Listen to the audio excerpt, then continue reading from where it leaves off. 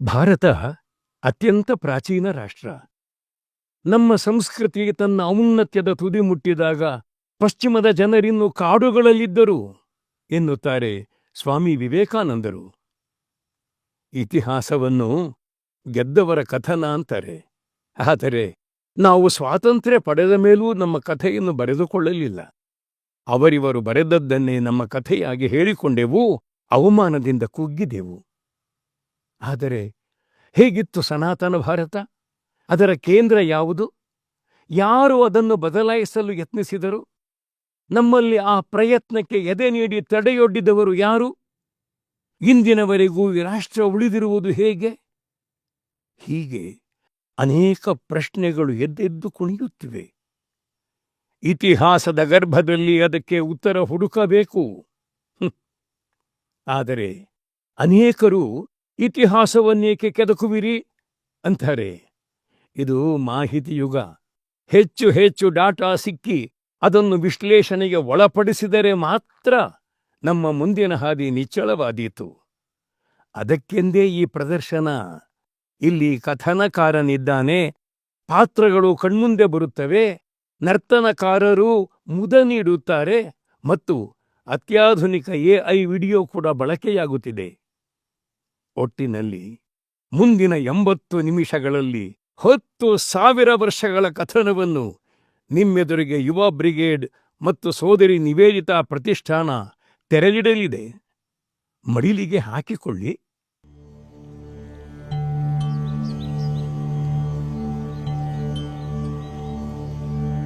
ಕಥನವಿದೋ ನಿನ್ನದು ತೊದಲು ನುಡಿಯಲರಳಿತು, ಮತ್ತೆ ಮತ್ತೆ ಹೇಳಿ ಇದನು ಸ್ವಾಭಿಮಾನ ಬೆಳಗಿತು, ನರವು ಹಗ್ಗವಾಯಿತು.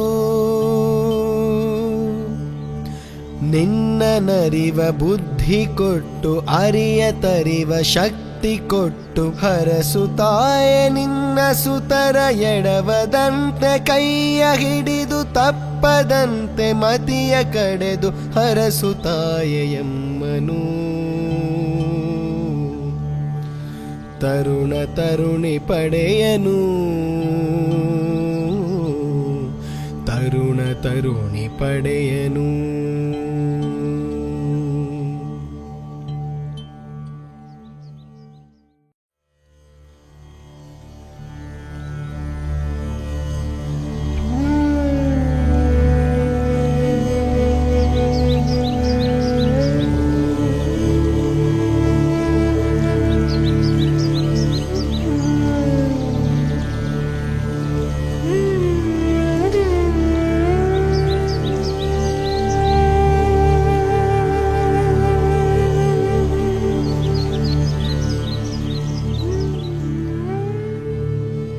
ಆಗಿನ್ನೂ ಜಗತ್ತು ಕಣ್ತೆರೆದಿರಲಿಲ್ಲ, ನಾಗರಿಕತೆಯ ಕುರುಹೇ ಇರಲಿಲ್ಲ. ಇನ್ನು ಸಂಸ್ಕೃತಿಯ ಅರಳುವಿಕೆ ದೂರದ ಮಾತು. ಆಗಲೂ ಹಸಿ ನಗುವಿನೊಂದಿಗೆ ಮುಂದೆ ಅರಳಲಿರುವ ಜಗದ ಪುಷ್ಪಗಳಿಗೆ ಬೆಳಕಾಗಿ ನಿಂತಿತ್ತು ಭಾರತ. ಭಾರತ ವರ್ಷ, ಅಜನಾಭ ವರ್ಷ, ಹೇಗಾದರೂ ಕರೆಯಿರಿ. ಜಂಬೂ ದ್ವೀಪದ ಪ್ರಮುಖ ಭಾಗವಾಗಿ ಭೂಮಂಡಲದ ಮುಕುಟಮಣಿಯಾಗಿ ಕಂಗೊಳಿಸುತ್ತಿತ್ತು ಇದು.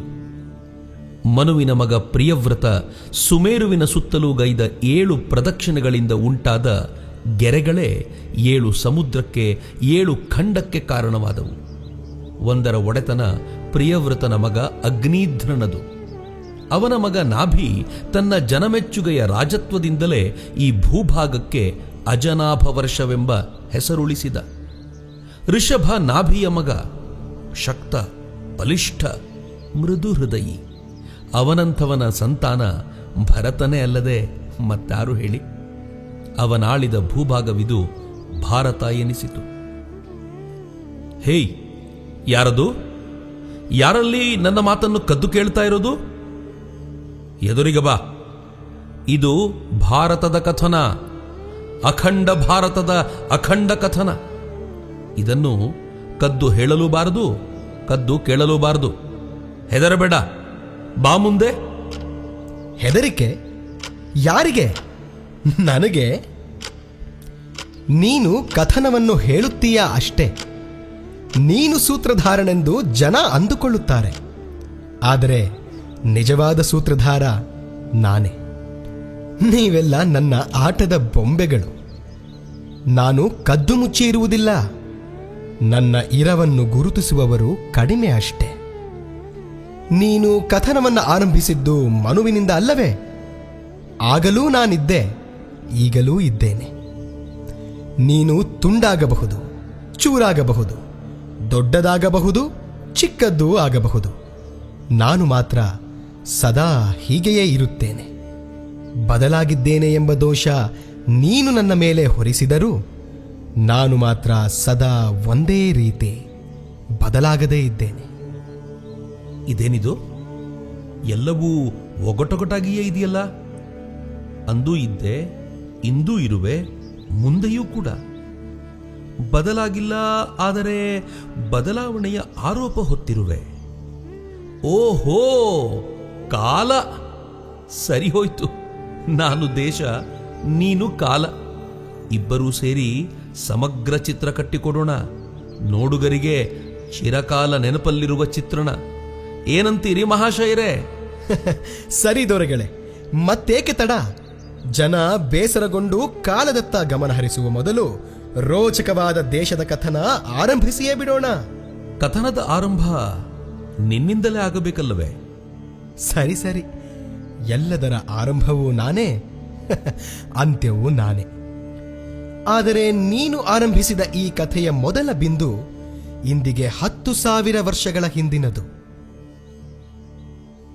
ಹೌದು, ಆಗಿನ್ನೂ ಜಗತ್ತು ಕಣ್ಬಿಟ್ಟಿರಲಿಲ್ಲ. ಆದರೆ ಸರಸ್ವತಿ ನದಿ ಬಯಲಿನಲ್ಲಿ ಜೀವ, ಜಗತ್ತು, ಭಗವಂತರ ನಡುವಣ ಸಂಬಂಧ ಅರಿಯುವ ಹುಡುಕಾಟ ಆರಂಭವಾಗಿತ್ತು.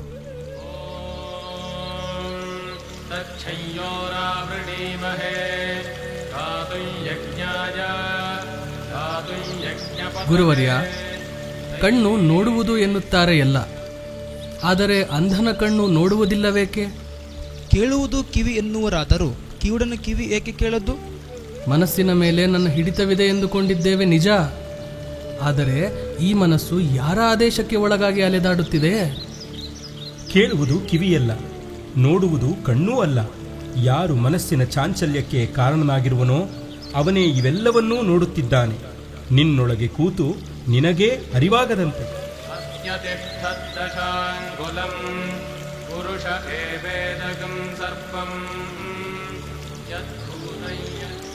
ಗುರುವರ್ಯ, ಸುದಾಸ ಶಕ್ತಿಶಾಲಿಯಾಗಿದ್ದ ರಾಜನೇ? ಹೌದು, ಆತ ಪ್ರಚಂಡ ಇಚ್ಛಾಶಕ್ತಿಯುಳ್ಳವ. ವೈದಿಕ ಸಂಸ್ಕೃತಿಯ ಉಳಿವಿಗೆ ತನ್ನ ತಾನು ಪಣಕ್ಕೆ ಒಡ್ಡಿದ್ದ.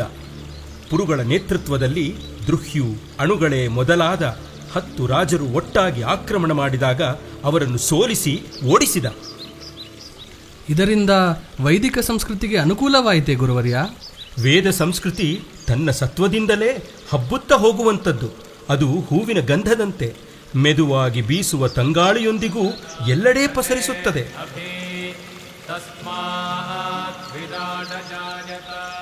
ಇಂದಿಗೆ 8,000 ವರ್ಷಗಳ ಹಿಂದೆ ರಾಮ ಧರೆಗೆ ಬಂದಿದ್ದ. ಅಯೋಧ್ಯೆಯಲ್ಲಿ ಹುಟ್ಟಿ ಚಿಕ್ಕಮ್ಮನ ಆಗ್ರಹದ ಮೇರೆಗೆ ರಾಜನಾಗಬೇಕಿದ್ದವ ಪದವಿ ತ್ಯಾಗ ಮಾಡಿ ಕಾಡಿಗೆ ಹೊರಟ. ಚಿತ್ರಕೂಟಕ್ಕೆ, ಅಲ್ಲಿಂದ ನರ್ಮದೆಯ ಮಾರ್ಗವಾಗಿ ಕಿಷ್ಕಿಂಧೆಗೆ ಬಂದು ಹನುಮನ ಭೇಟಿ ಮಾಡಿದ. ಸತಿ ಸೀತೆಯನ್ನು ಕಳಕೊಂಡ ದುಃಖ ಹಂಚಿಕೊಂಡ. ವಾನರ ಸೇನೆ ಸಜ್ಜಾಯಿತು.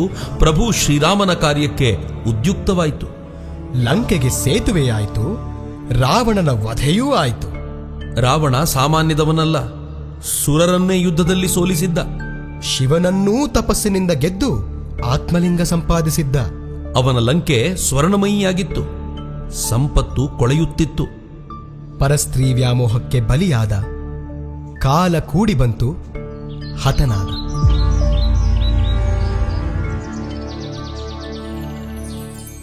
ಅಣ್ಣ, ಈ ಲಂಕೆ ವೈಭವ ಕಣ್ಣು ಕೋರೈಸುವಂಥದ್ದು. ನಮ್ಮ ಅಯೋಧ್ಯೆಯೂ ಇಷ್ಟು ಮನಮೋಹಕವೆನಿಸಲಿಲ್ಲ ನನಗೆ. ನಾವು ಮರಳಿ ಅಯೋಧ್ಯೆಗೆ ಹೋಗುವ ಬದಲು ನಮ್ಮನ್ನು ತಿರಸ್ಕರಿಸಿ ಕಾಡಿಗಟ್ಟಿದ ಅಯೋಧ್ಯೆ ಬಿಟ್ಟು ಇಲ್ಲಿಯೇ ಉಳಿದು ಬಿಡೋಣವೇ? ಲಕ್ಷ್ಮಣ, ಏನಿದು? ಲಂಕೆ ಸ್ವರ್ಣಮಯಿಯೇ ಆಗಿರಬಹುದು, ಆದರೆ ಜನ್ಮಭೂಮಿಗಿಂತ ಮಿಗಿಲಾದುದು ಸ್ವರ್ಗವೂ ಅಲ್ಲ. ತಾಯಿ ಮತ್ತು ತಾಯಿ ನೆಲಗಳನ್ನು ಮರೆತವ ಮನುಷ್ಯನೆನಿಸಿಕೊಳ್ಳಲಾರ. ನನ್ನ ನಾಡು ನನಗೆ ಸ್ವರ್ಗ ತುಲ್ಯ. ನಾನು ಸಂಪತ್ತಿಗಾಗಿ ನನ್ನ ಅಯೋಧ್ಯೆಯನ್ನು ಬಿಟ್ಟಿರಲಾರೆ.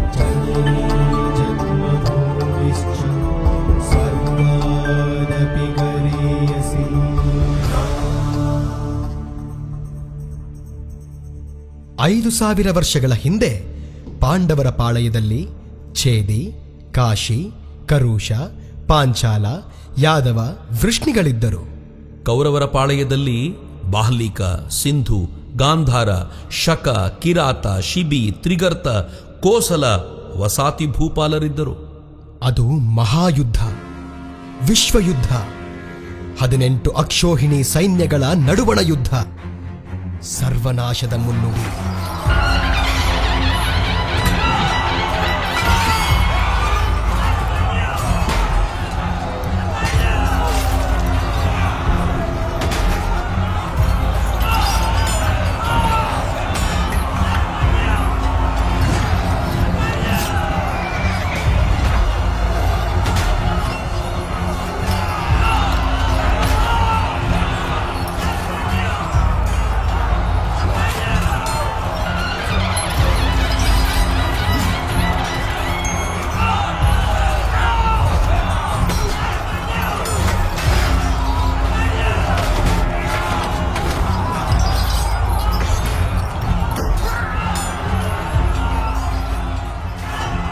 ಅಯ್ಯೋ, ಕಾಲು ತುಂಡಾಗಿ ಬಿದ್ದಿದೆ. ಇಲ್ಲಿ ಕೈಗಳು, ಇಲ್ಲಿ ಕತ್ತರಿಸಿ ಬಿದ್ದಿರುವುದು ತಲೆಗಳೇ. ಹೂತು ಹೋದ ರಥಗಳು, ರಕ್ತ ಸಿಕ್ತ ಆಯುಧಗಳು, ಗಂಡನ ಕಳೆದುಕೊಂಡ ಹೆಂಗಸರ ಆಕ್ರಂದನಗಳು, ಮಕ್ಕಳ ಕಳಕೊಂಡ ವೃದ್ಧರ ಗೋಳು. ಯುದ್ಧ ಸಾಕು, ನೆಮ್ಮದಿ ಬೇಕು. ಇನ್ನೆಷ್ಟು ಕಾಲ ಹಿಂಸೆ, ಇನ್ನೆಷ್ಟು ಸಮಯ ನರಳಾಟ. ನೆಮ್ಮದಿ ಬೇಕು, ಶಾಂತಿ ಬೇಕು.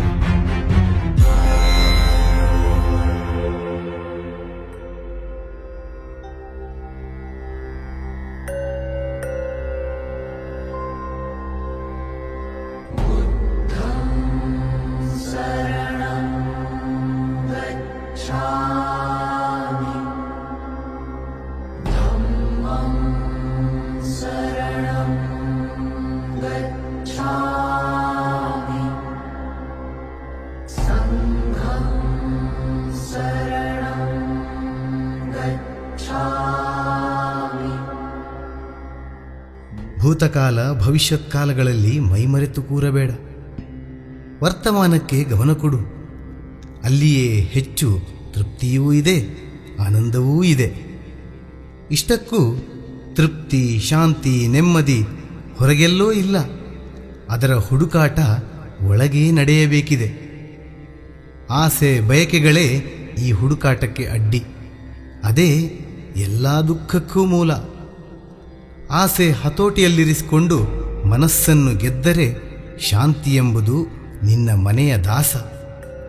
ಯಾರನ್ನೂ ಹಿಂಸಿಸದಿರು, ಯಾರಿಗೂ ತೊಂದರೆ ಕೊಡದಿರು. ನೀನು ಶಾಂತನಾಗು, ಜಗತ್ತಿಗೂ ಶಾಂತಿಯನ್ನೇ ಹಂಚು.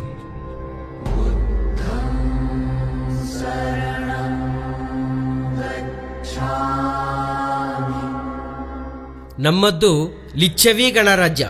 ಇಲ್ಲಿ ಪೂರ್ಣ ಪ್ರಭುತ್ವ ಜನರದ್ದೇ. ಜನರಿಂದ ಜನರಿಗಾಗಿ ಜನರೇ ನಡೆಸುವ ಸರ್ಕಾರ ನಮ್ಮದು. ನಮ್ಮದು ಅರಸರ ಆಳ್ವಿಕೆಯ ಮಹಾಜನಪದ.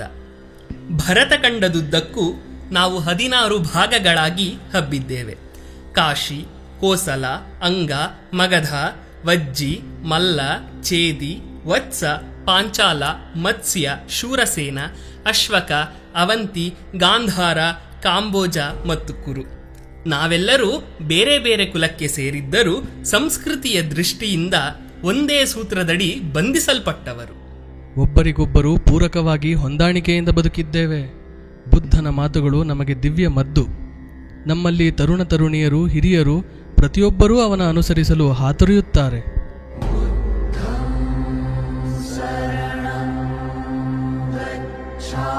ಈ ಗಣರಾಜ್ಯಗಳು ಮಹಾಜನಪದಗಳಲ್ಲಿ ಮಗಧವೇ ದೊಡ್ಡದ್ದು. ಅದಿನ್ನೂ ಇಂದಿಗೆ 2700 ವರ್ಷಗಳ ಹಿಂದಿನ ಸಮಯ. ಅವರು ಎಲ್ಲದರಲ್ಲೂ ಮುಂದಿದ್ದರು. ವ್ಯಾಪಾರ ವ್ಯವಹಾರ, ಧರ್ಮ ಸಂಸ್ಕೃತಿ, ಯುದ್ಧ ಕಲೆಯಲ್ಲೂ ಕೂಡ. ಶಿಲಾಖಂಡವನ್ನೆಸೆಯುವ ಕವಣೆ ಯಂತ್ರ, ಸಲಾಕೆಗಳಿಂದ ಕೂಡಿದ ರಥ ಮುಸಲವೆಲ್ಲ ಅವರದ್ದೇ. ಮಹಿಮೆ ನೋಡು. ಒಂದೆಡೆ ಬುದ್ಧ ಶಾಂತಿಯ ಪಾಠ ಬೋಧಿಸುತ್ತಿದ್ದರೆ, ಮತ್ತೊಂದೆಡೆ ಅವನ ಮೂಗಿನಡಿಯಲ್ಲಿಯೇ ಯುದ್ಧ ನಿಷ್ಣಾತರು ಪ್ರಭುತ್ವ ಸಾಧಿಸಲು ಹೆಣಗಾಡುತ್ತಿದ್ದರು. ಶಾಂತಿ ಎಲ್ಲರಿಗೂ ಅಲ್ಲ ಗೆಳೆಯ. ಅವರವರ ಕೆಲಸ ಅವರವರು ಮಾಡಲೇಬೇಕು. ಇಲ್ಲವಾದರೆ ಭಾರತ ವರ್ಷವನ್ನು ಗೆಲ್ಲಬೇಕೆಂದು ಬಂದ ಅಲೆಕ್ಸಾಂಡರ್ನ ಆಕ್ರಮಣ ತಡೆಯುವುದು ಸಾಧ್ಯವಿತ್ತೇನು? ಓಹೋ, ಅವನ ದಾಳಿ ನೆನಪಿದೆ ನನಗೆ. ತರುಣರಾಜ, ಹಾಲಿನಂತೆ ಬಿಳುಪು ಅವನ ಮೈಬಣ್ಣ, ಮೃದುವೆನಿಸಿದಷ್ಟೇ ಕಠಿಣ. ಭಾರತದಾಚೆಗಿನ ಪರ್ಷಿಯನ್ನರ ಗೆದ್ದು ಈ ನಾಡಿನ ಗಡಿಗೆ ಬಂದ. ಅಷ್ಟಕರ ರಾಜ 30 ದಿನಗಳ ಕಾಲ ಅವನನ್ನು ತಡೆದ. ಅದು ಅಲೆಕ್ಸಾಂಡರ್ನ ಅಹಂಕಾರಕ್ಕೆ ಮೊದಲ ಪೆಟ್ಟು. ಅಶ್ವಕರು ತೊಡೆತಟ್ಟಿ ನಿಂತರು. ರಾಜ ತೀರಿಕೊಂಡರೆ ಅವನ ತಾಯಿ ಸೇನೆಯ ನೇತೃತ್ವ ವಹಿಸಿದಳು. ಅಂಧಕರು ಅಡ್ಡಗಟ್ಟಿ ಅಲೆಕ್ಸಾಂಡರ್ನ ಹೈರಾಣು ಮಾಡಿದರು. ಪುರೂರವ ಸೋತನಾದರೂ ಗೆದ್ದ.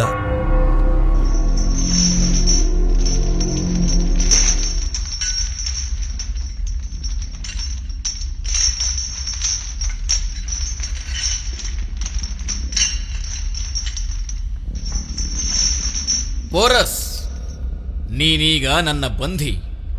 ನಾನು ನಿನ್ನ ಹೇಗೆ ಸಂಬೋಧಿಸಲಿ? The king, the great king.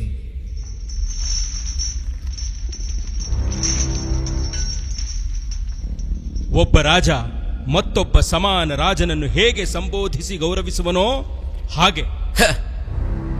ಮೆಚ್ಚಿದೆ. ನನಗೆ ಇಂಡಿಯಾ ಗೆಲ್ಲಬೇಕೆಂದಿದೆ. ನೀನು ಸಹಕರಿಸುವೆಯಾ? ಅಲೆಕ್ಸಾಂಡರ್, ನೀನು ಭಾರತವನ್ನು ಗೆಲ್ಲುವುದು ಕನಸಷ್ಟೇ. ಇಲ್ಲಿ ನಾಡನ್ನು ಜೀವಕ್ಕಿಂತ ಅಧಿಕವಾಗಿ ಪ್ರೀತಿಸುವ ಜನರಿದ್ದಾರೆ. ಅವರು ಪ್ರಾಣವನ್ನು ಬಿಟ್ಟಾರು. ಈ ನೆಲದ ಒಂದು ಅಂಗುಲವನ್ನೂ ಕಳೆದುಕೊಳ್ಳಲಾರ. ನಾನೀಗ ಅವರನ್ನೆಲ್ಲ ಗೆದ್ದುಕೊಂಡೇ ನಿನ್ನ ಬಳಿಗೆ ಬಂದಿರುವುದು. ಬಿಯಾಸ್ ನದಿ ದಾಟಿದರೆ ಮುಗಿಯಿತು. ಅಷ್ಟೂ ಇಂಡಿಯಾ ನನ್ನ ಪಾದತಲದಲ್ಲಿ. ನಿನ್ನ ಬುದ್ಧಿಗೆ ಮಂಕು ಕವಿದಿದೆಯಷ್ಟೇ. ಅಶ್ವಕರು, ಅಷ್ಟಕರು, ಅಂಧಕರೊಂದಿಗೆ ಕಾದಾಡಿ ಗೆಲ್ಲಲು ತಿಂಗಳುಗಳನ್ನೇ ಕಳೆದಿರುವೆ. ಅಗೋ, ನದಿಯಾಚೆ ಬಲಶಾಲಿ ಮಗಧರಿದ್ದಾರೆ. ನಿಂತ ನೆಲದಲ್ಲಿಯೇ ನಿನ್ನ ಹೂತು ಬಿಡುತ್ತಾರಷ್ಟೇ. ಅಲೆಕ್ಸಾಂಡರ್ ಭಾರತದ ಗಡಿ ಕೊರೆದು ಒಳನುಗ್ಗಲಾಗದೆ ಬೇರೆಯದ್ದೊಂದು ಮಾರ್ಗ ಹಿಡಿದ. ದಾರಿಯುದ್ದಕ್ಕೂ ಮಾಳವರು, ಕ್ಷುದ್ರಕರು, ಶಿವಿಗಳು, ಅರ್ಜುನಾಯನರು, ಸೋಗ್ಡಿಯ ಕಲಿಗಳು ಅವನನ್ನು ಹಣ್ಣುಗಾಯಿ ನೀರುಗಾಯಿ ಮಾಡಿದರು. ಅಲೆಕ್ಸಾಂಡರ್ ಸೋತು ಸುಣ್ಣಾದ, ಬಸವಳಿದು ಕುಸಿದ. ಗುರುಗಳು ಹೇಳಿದ್ದು ನೆನಪಾಯಿತು ಅವನಿಗೆ. ಇಂಡಿಯಾದಿಂದ ಕೃಷ್ಣ ನಡೆದಾಡಿದ ಮೃತ್ತಿಕೆ ಗಂಗಾಜಲವನ್ನು ತಾರೆಂದು ಗುರುದೇವ ಅರಿಸ್ಟಾಟಲ್ ಹೇಳಿದ್ದರು. ಅವನ್ನು ಸಂಗ್ರಹಿಸಿದೆ. ಇನ್ನು ಅವರ ಅಪೇಕ್ಷೆ ವೇದನಿಷ್ಠ ತಪಸ್ವಿ. ಅವನನ್ನೆಲ್ಲಿ ಹುಡುಕಲಿ? ಓ, ಅಗೋ ಅಲ್ಲಿ ನದಿ ತೀರದಲ್ಲಿ. ಓಂ ತತ್ಸವಿತುರ್ವರೆಣ್ಯಂ ಭರ್ಗೋ ದೇವಸ್ಯ ಧೀಮಹಿ ಧಿಯೋ ಯೋ ನಃ ಪ್ರಚೋದಯಾತ್. ಹೇ, ನಡೆ ನನ್ನೊಂದಿಗೆ. ಮೆಸಿಡೋನಿಯಾಕ್ಕೆ ಹೋಗೋಣ. ನಾನೇಕೆ ಬರಲಿ? ನನಗೆ ಬೇಕಾದಷ್ಟು ಗಾಳಿ, ಬೆಳಕು, ಶಾಂತಿ, ನೆಮ್ಮದಿ ಎಲ್ಲ ಇಲ್ಲಿದೆ. ನಾನು ಜಗತ್ತಿನ ಒಡೆಯ. ಮೆಸಿಡೋನಿಯಾದಿಂದ ಹಿಡಿದು ಇಂಡಿಯಾದವರೆಗಿನ ಅಷ್ಟೂ ಭೂಮಿ ನನ್ನದೇ. ನಾನು ಕರೆದರೆ ಇಲ್ಲವೆನ್ನುವೆಯಾ? ಭೂಮಂಡಲವೇ ನಿನ್ನದಿರಬಹುದು, ಆದರೆ ನಾನು ನಿಂತ ಜಾಗ ನನ್ನದ್ದೇ. ನೀನು ನಿಂತ ಜಾಗವು ನನ್ನದ್ದೇ. ಇಲ್ಲಿ ಕಾಣುವ ಅಷ್ಟು, ಕಾಣದಿರುವ ಮತ್ತಷ್ಟು ಎಲ್ಲವೂ ನನ್ನದ್ದೇ. ಎಲ್ಲವೂ ನಾನೇ. ಹುಚ್ಚು ಹುಚ್ಚಾಗಿ ಮಾತನಾಡಬೇಡ. ನನ್ನ ಆದೇಶ ಪಾಲಿಸಲಿಲ್ಲವಾದರೆ ತಲೆ ಕಡಿದು ಬಿಡುವೆ. ಓಹೋ, ಅದು ನಡೆದೇ ಬಿಡಲಿ. ತಲೆ ಕಡಿಯುವ, ಅದು ಕೆಳಗೆ ಬಿದ್ದು ಉರುಳುವ ಆ ದೃಶ್ಯ ನಾನೆಂದಿಗೂ ನೋಡಿಯೇ ಇಲ್ಲ. ಇಬ್ಬರು ನೋಡೋಣವಂತೆ.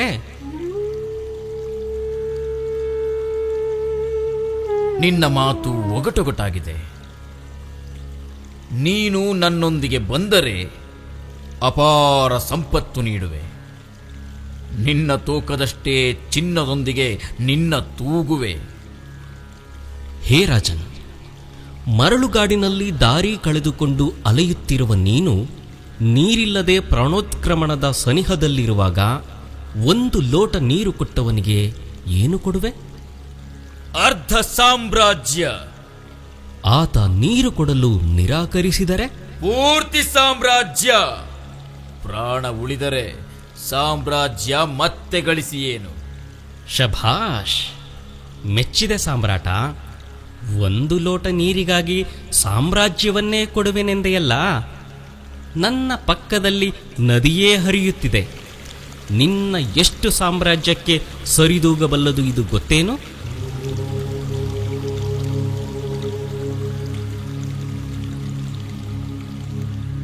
ಅಲೆಕ್ಸಾಂಡರ್ ಕುದುರೆಯಿಂದಿಳಿದು ತಪಸ್ವಿಯ ಕಾಲಿಗೆ ಹಣೆ ಹಚ್ಚಿ ತನ್ನೂರಿಗೆ ಮರಳಿದ. ಅವನ ಕಾಲ ಮುಗಿದಿತ್ತು. ಭಾರತ ಅವನ ಪ್ರಭುತ್ವದ ಕಲ್ಪನೆಯ ಸತ್ವವನ್ನೂ ಹೀರಿ ಅವನೊಳಗೆ ಪ್ರೇಮದ ಬೀಜವನ್ನು ಬಿತ್ತಿತ್ತು. ಅವನು ತನ್ನ ಸಿಂಹಾಸನವನ್ನು ಮರಳಿ ಏರಲೇ ಇಲ್ಲ. ಅಲೆಕ್ಸಾಂಡರ್ ಸಿಂಧೂ ನದಿ ದಾಟಿ ಒಳಬರಲಿಲ್ಲ ನಿಜ. ಆದರೆ ಭಾರತ ವರ್ಷದ ಗಡಿ ನಡುಗಿತ್ತು. ಮಗಧರ ವ್ಯಾಪ್ತಿ ಕುಸಿಯುವ ಆತಂಕ ಬಂದಿತ್ತು. ಅಲೆಕ್ಸಾಂಡರ್ ಗೆದ್ದಿದ್ದ ರಾಜ್ಯಗಳೆಲ್ಲ ಅವನ ಸಾವಿನೊಂದಿಗೇ ಸ್ವತಂತ್ರಗೊಂಡವು. ಏಕಛತ್ರದಲ್ಲಿ ಸಮರಸತೆಯಿಂದ ಕೂಡಿದ್ದ ರಾಷ್ಟ್ರ ಈಗ ಅನೇಕಗೊಂಡಿತ್ತು.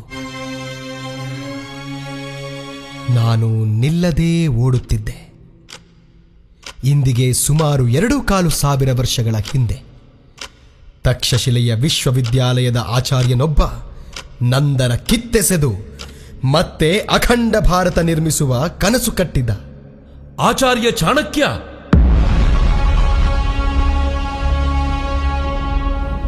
ವತ್ಸ ಚಂದ್ರಗುಪ್ತ, ನೀನೀಗ ಭರತ ಭೂಮಿಯ ಏಕಛತ್ರ ಚಕ್ರವರ್ತಿ.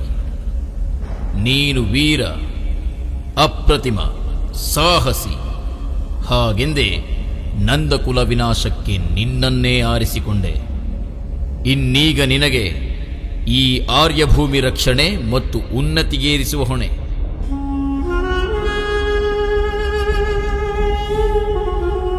ಅಧಿಕಾರ ಇಂದ್ರಿಯಗಳನ್ನು ಗೆದ್ದವನ ಆಸ್ತಿ. ರಾವಣ ಸ್ತ್ರೀ ವ್ಯಾಮೋಹಕ್ಕೆ ಬರಿಯಾಗಿ ನಷ್ಟನಾದ. ಜನಮೇಜಯ ಕ್ರೋಧಕ್ಕೆ ರಾಜ್ಯ ಕಳೆದುಕೊಂಡ. ದುರ್ಯೋಧನ ಅಹಂಕಾರದ ಮದದಿಂದ ಮೆರೆದು ಪತನಗೊಂಡ. ಇವೆಲ್ಲವನ್ನೂ ಚೆನ್ನಾಗಿ ಪೋಷಿಸಿ ಬೆಳೆಸಿಕೊಂಡಿದ್ದ ನಂದರಿಂದ ನೀನೇ ಸಾಮ್ರಾಜ್ಯ ಕಸಿದಿರುವೆ. ನೆನಪಿರಲಿ, ಮನಸ್ವಿಯಾದವನಿಂದ ರಾಜ್ಯ ಕಸಿಯುವುದು ಸುಲಭವಲ್ಲ.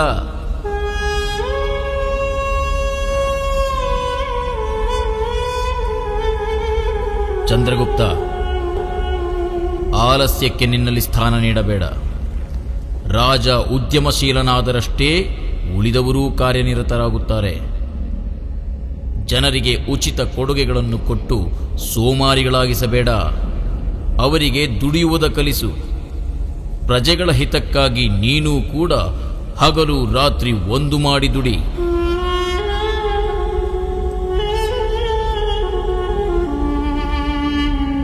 ನೆನಪಿರಲಿ, ಅರ್ಥ ಮತ್ತು ಕಾಮ ಧರ್ಮವನ್ನು ಮೀರಿ ನಡೆಯುವಂತಿಲ್ಲ.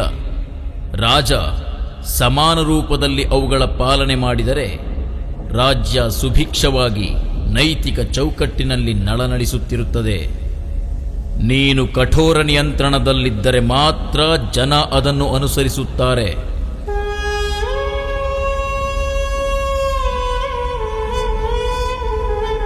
ಮರೆಯಬೇಡ ಚಂದ್ರಗುಪ್ತ, ಆರ್ಯಭೂಮಿ ಬಲು ದೊಡ್ಡದು. ನಿನ್ನೊಬ್ಬನಿಂದಲೇ ಇದರ ನಿಯಂತ್ರಣ ಅಸಾಧ್ಯ. ಮಂತ್ರಿಗಳು, ಅಧಿಕಾರಿಗಣ ಮತ್ತು ಸಾಮಾನ್ಯ ಜನರ ಸಹಕಾರವನ್ನೂ ಪಡೆಯಬೇಕು. ಆದರೆ ಮೈಯೆಲ್ಲ ಕಣ್ಣಾಗಿರಲಿ. ಗೂಢಚಾರರೇ ನಿನ್ನ ಕಂಗಳು. ವಿದೇಶಿ ಮಹಿಳೆಯನ್ನು, ಆಕೆಯ ಗರ್ಭದಲ್ಲಿ ಜನಿಸಿದ ಸಂತಾನವನ್ನು ನಂಬಿ ಮಹತ್ವದ ಹುದ್ದೆ ನೀಡಬೇಡ. ಸದಾ ಸೈನ್ಯವನ್ನು ಯುದ್ಧ ಸನ್ನದ್ಧವಾಗಿರಿಸು. ಆಗ ದೇಶದಲ್ಲಿ ಶಾಂತಿ ಸುಭಿಕ್ಷೆ ಸಹಜವಾಗಿ ನೆಲೆಸಿರುತ್ತದೆ.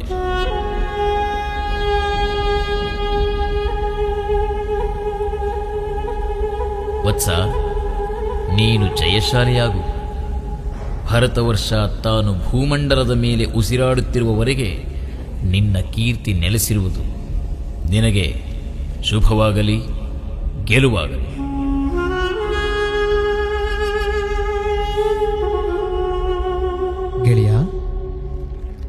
ಗೆಳೆಯ, ಕಳೆದೇ ಹೋದ್ಯಲ್ಲ.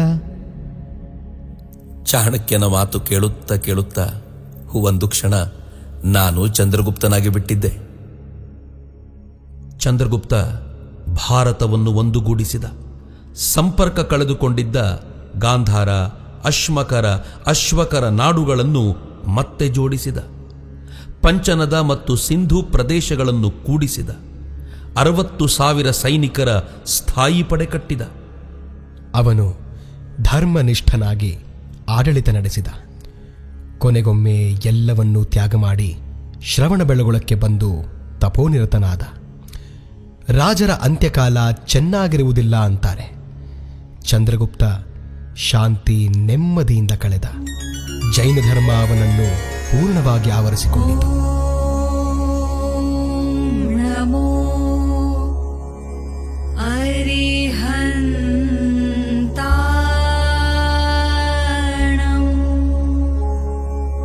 ಅವನ ವಂಶದ ಕುಡಿ ಅಶೋಕನನ್ನು ಬೌದ್ಧ ಧರ್ಮ ಸೆಳೆಯಿತು. ಚಾಣಕ್ಯನ ಬುದ್ಧಿಮಾತು ಮರೆತು ಬುದ್ಧನ ಹೃದಯದ ನುಡಿಗೆ ಅವನು ಮನಸೋತ. ನಾನು ಯುದ್ಧ ಮಾಡುವುದಿಲ್ಲ, ಧರ್ಮದಿಂದ ಹೃದಯ ಗೆಲ್ಲುವೆ ಎಂದ. ಭಿಕ್ಷುಗಳ ಸಂಖ್ಯೆ ಹೆಚ್ಚಿತು. ಕ್ಷಾತ್ರ ಪ್ರಜ್ಞೆ ಕಡಿಮೆಯಾಯಿತು. ಜತನದಿಂದ ಕಟ್ಟಿದ್ದ ಸಾಮ್ರಾಜ್ಯ ಒಳಗೊಳಗೆ ಸಡಿಲವಾಗಲಾರಂಭಿಸಿತು. ಅಶೋಕನ ನಂತರ ಭಾರತ ಮತ್ತೆ ತನ್ನ ಮೂಲ ಸ್ವರೂಪ ಕಳೆದುಕೊಳ್ಳುವ ಪ್ರಕ್ರಿಯೆ ಆರಂಭವಾಯಿತು. ಕತ್ತಿ ಹಿಡಿಯಬೇಕಾದ ಕೈ ಜಪದ ಮಾಲೆ ಹಿಡಿದು ಕುಂತರೆ ಭಕ್ತಿ ಮಾರ್ಗದ ಹೃದಯಗಳು ರಾಜಸಿಕವಾಗಲಾರದೇನು?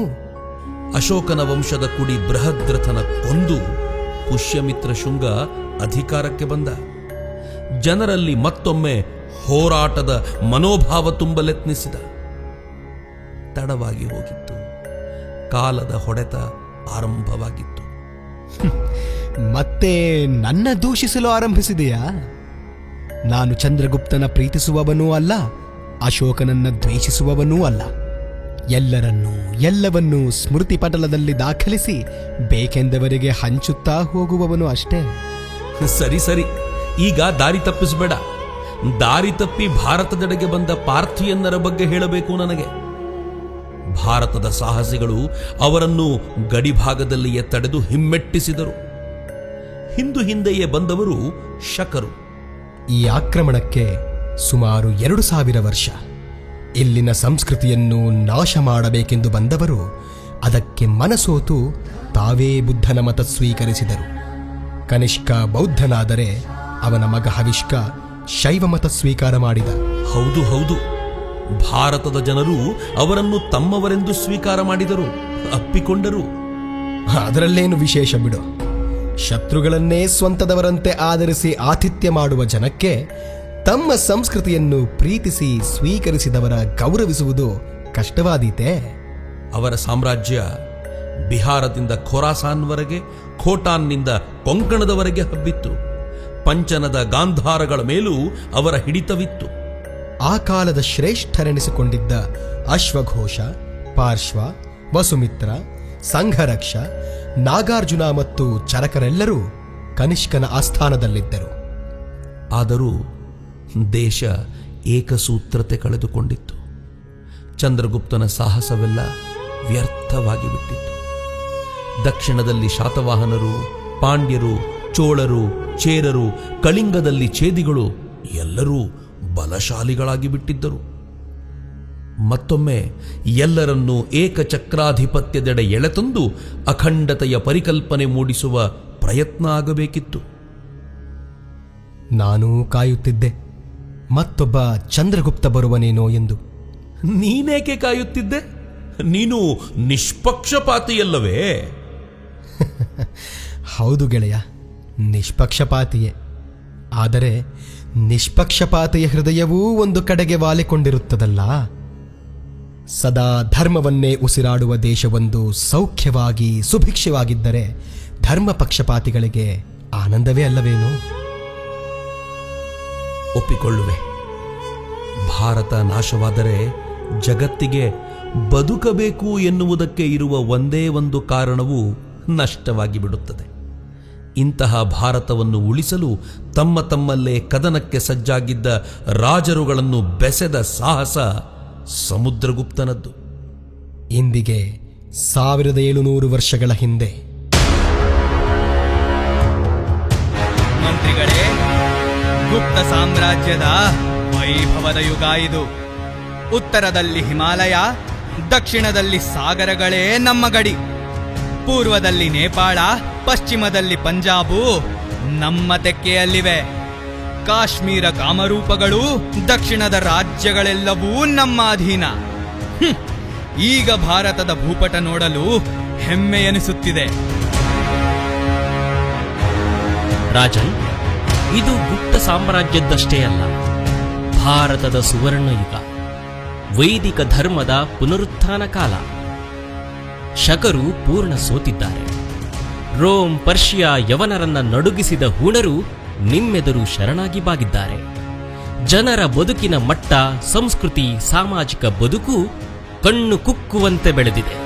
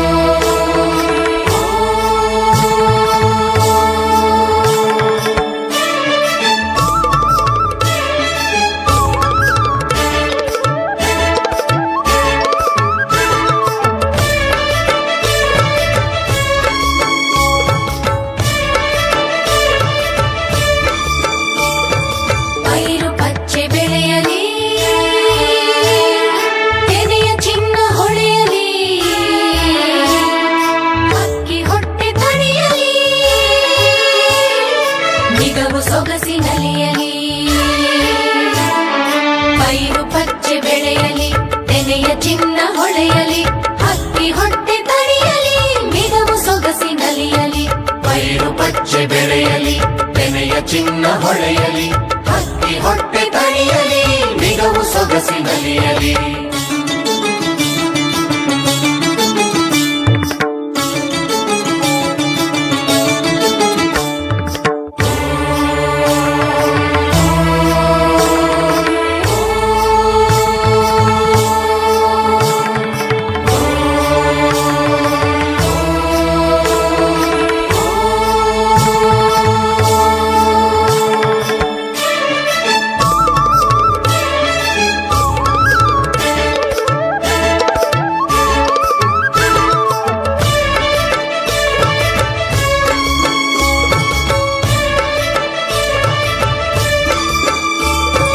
ಮುಗಿದು ಸಮರ ನರಬಲಿ, ನರರು ನರರ ನಂಬಲಿ. ಮುಗಿದು ಸಮರ ನರಬಲಿ, ನರರು ನರರ ನಂಬಲಿ. ಸ್ವಾಮಿಯ ಮೃತ ಕೃಪೆಯಲ್ಲಿ ಶಾಂತಿ ಜಗವ ತುಂಬಲಿ. ಸ್ವಾಮಿಯ ಮೃತ ಕೃಪೆಯಲ್ಲಿ ಶಾಂತಿ ಜಗವ ತುಂಬಲಿ. ಶಾಂತಿ ಜಗವ ತುಂಬಲಿ. ಶಾಂತಿ ಜಗವ ತುಂಬಲಿ.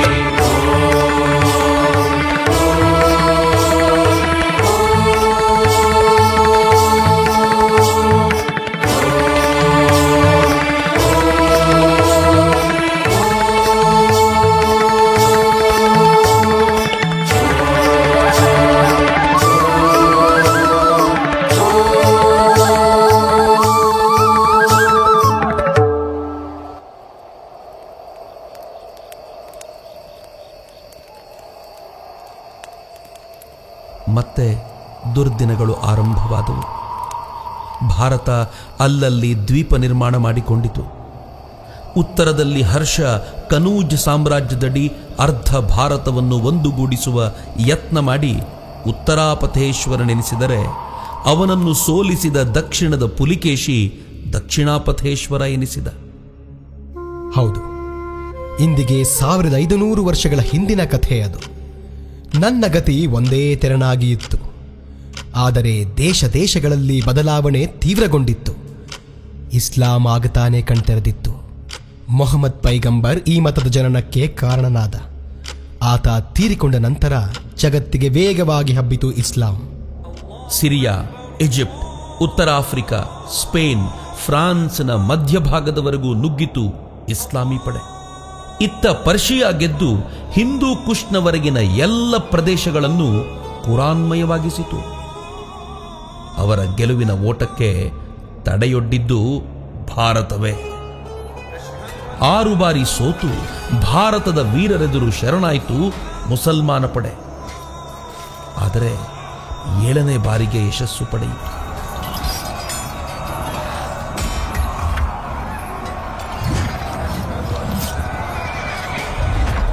ಇಂದಿಗೆ 1300 ವರ್ಷಗಳ ಹಿಂದೆ ಮೊಹಮ್ಮದ್ ಬಿನ್ ಖಾಸಿಂನ ಮೋಸದ ದಾಳಿಗೆ ಮೂಲಸ್ಥಾನದ ಆದಿತ್ಯ ಮಂದಿರ ಉರುಳಿಬಿತ್ತು.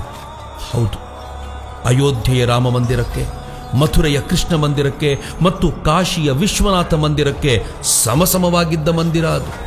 ಮಂದಿರಗಳು, ಮೂರ್ತಿಗಳನ್ನು ಸಹಿಸಲಾಗದ ಅನಾಗರಿಕ ಜನರನ್ನು ಭಾರತ ಕಂಡಿದ್ದು ಇದೇ ಮೊದಲು. ಸ್ತ್ರೀಯರ ಮೇಲೆ ಅತ್ಯಾಚಾರದ ಪರ್ವ ಆರಂಭವಾಗಿದ್ದೂ ಆಗಲೇ. ಅವ್ಯಾಹತವಾದ ಲೂಟಿ ಕಗ್ಗೊಲೆಗಳು ಅದೇ ಹೊತ್ತಿನದು. ಅಬ್ಬಾ, ಆ ದಿನಗಳ, ಆ ಜನಗಳ ಕ್ರೌರ್ಯವನ್ನು ಕಂಡು ಒಂದು ಕ್ಷಣ ನನ್ನೆದೆಯೂ ಛಲ್ಲೆಂದಿತ್ತು. ಸಿಂಧನ ಹಿಂದೂ ರಾಜ ದಾಹಿರ ಪ್ರತಿಭಟಿಸಿದ, ಕದನಕ್ಕೆ ನಿಂತ, ಸೋತ. ತನ್ನ ಪ್ರಜೆಗಳ ರಕ್ಷಿಸಲಾಗದ್ದಕ್ಕೆ ಆತ್ಮಹತ್ಯೆ ಮಾಡಿಕೊಂಡ. ಅವನ ಮಗ ಜಯಸಿಂಹನು ಕಾಲಕ್ರಮದಲ್ಲಿ ಕಾದಾಡುತ್ತ ಮಡಿದ. ಕಾಬೂಲು, ಜಾಬೂಲು, ಸಿಂಧ್ ಮೂಲಸ್ಥಾನಗಳು ನಮ್ಮಿಂದ ಬೇರ್ಪಟ್ಟವು. ಮುಸಲರ ಪಡೆ ಸೌರಾಷ್ಟ್ರದವರೆಗೂ ಬಂತು, ಗುರ್ಜರರನ್ನು ಸೋಲಿಸಿತು. ಅದೇಕೆ ಸೋತಿದ್ದನ್ನೇ ಹೇಳುತ್ತೀಯೇ? ಪ್ರತಿಹಾರದ ನಾಗಭಟರು, ಚಾಲುಕ್ಯರ ಪುಲಿಕೇಶಿ, ಕಾಶ್ಮೀರದ ಲಲಿತಾದಿತ್ಯ ಮತ್ತು ಕನೂಜಿನ ಯಶೋವರ್ಮರು ಆ ಆತತಾಯಿಗಳನ್ನು ಓಡಿಸಲಿಲ್ಲವೇ? ಕಳೆದುಕೊಂಡಿದ್ದನ್ನು ಮರಳಿ ಪಡೆಯಲಿಲ್ಲವೇ? ಮಿತ್ರ, ಬೇಸರಿಸಬೇಡ. ಅನಾಗರಿಕ ದುಷ್ಟ ಜನರೆದುರು ಶ್ರೇಷ್ಠ ಸಂಸ್ಕೃತಿಯ ಆರಾಧಕರಾಗಿದ್ದ ಹಿಂದೂ ರಾಜರು ತಲೆ ತಗ್ಗಿಸಬೇಕಾಗಿ ಬಂತಲ್ಲ ಎಂಬ ದುಃಖಕ್ಕೆ ಹಾಗೆ ಹೇಳಿದೆ ಅಷ್ಟೆ. ಅರ್ಧ ಜಗತ್ತನ್ನು ಗೆದ್ದೆವೆಂದು ಬೀಗುತ್ತಿದ್ದ ಅರಬ್ಬರು 3 ದಶಕಗಳಲ್ಲಿ ತಮ್ಮೆಲ್ಲ ಪ್ರಭೆ ಕಳೆದುಕೊಂಡು ಹಿಂದೂಗಳೆದುರು ಮಂಕಾಗಿ ನಿಂತರು.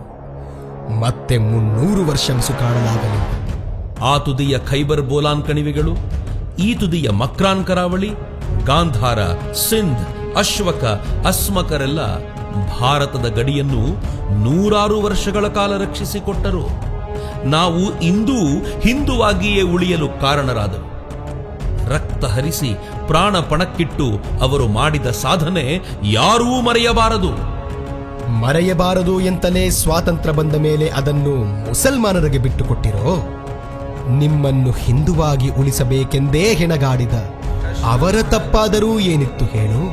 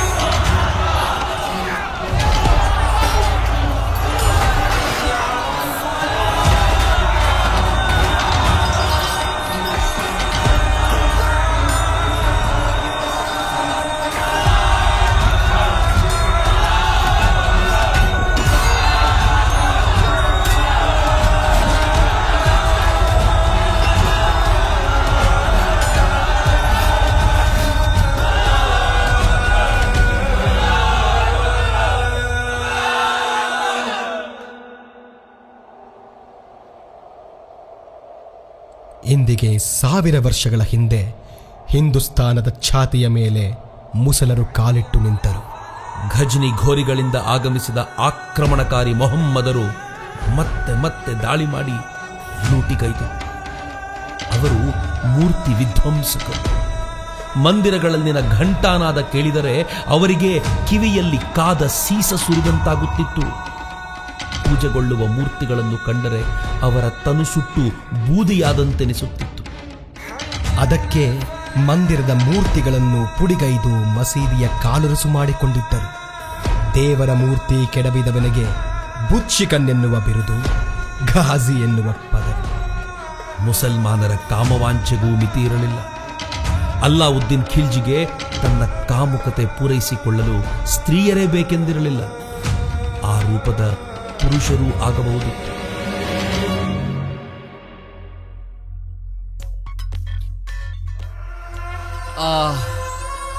ರಾಣಿ ಪದ್ಮಿನಿ, ಮೇರೆ ಸಪನೋಂ ಕಿ ಮಲ್ಲಿಕಾ.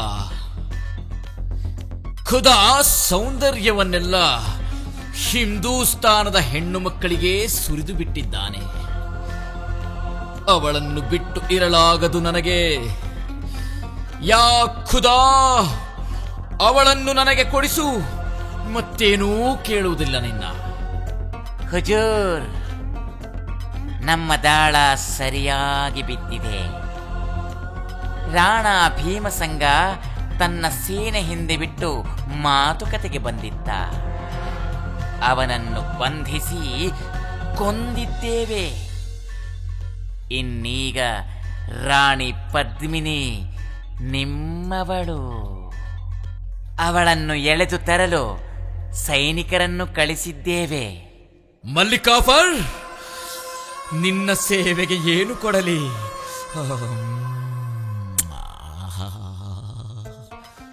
ನಿಜವಾದ ಅಲ್ಲಾಹನ ಬಂದ ಅಂದರೆ ನೀನೇ. ಹಿಂದೂ ಕಾಫಿರರ ಮನೆಯಲ್ಲಿ ಹುಟ್ಟಿ ಅಲ್ಲಾಹನ ಸೇವೆಗೆ ಬಂದ ನೀನೇ ಧನ್ಯ. ಹುಜೂರ್, ಹುಜೂರ್, ಮನ್ನಿಸಬೇಕು, ಒಂದು ಕೆಟ್ಟ ಸುದ್ದಿ ತಂದಿರುವೆ. ಏನದು? ಬೊಗಳು. ರಾಣಿ ಪದ್ಮಿನಿ. ಹೇಳು, ಏನಾಯ್ತು ನನ್ನ ಪದ್ಮಿನಿಗೆ? ಅವಳು ಉರಿಯುವ ಅಗ್ನಿಗೆ ತನ್ನನ್ನು ತಾನು ಆಹುತಿಯಾಗಿಸಿಕೊಂಡಿದ್ದಾಳೆ.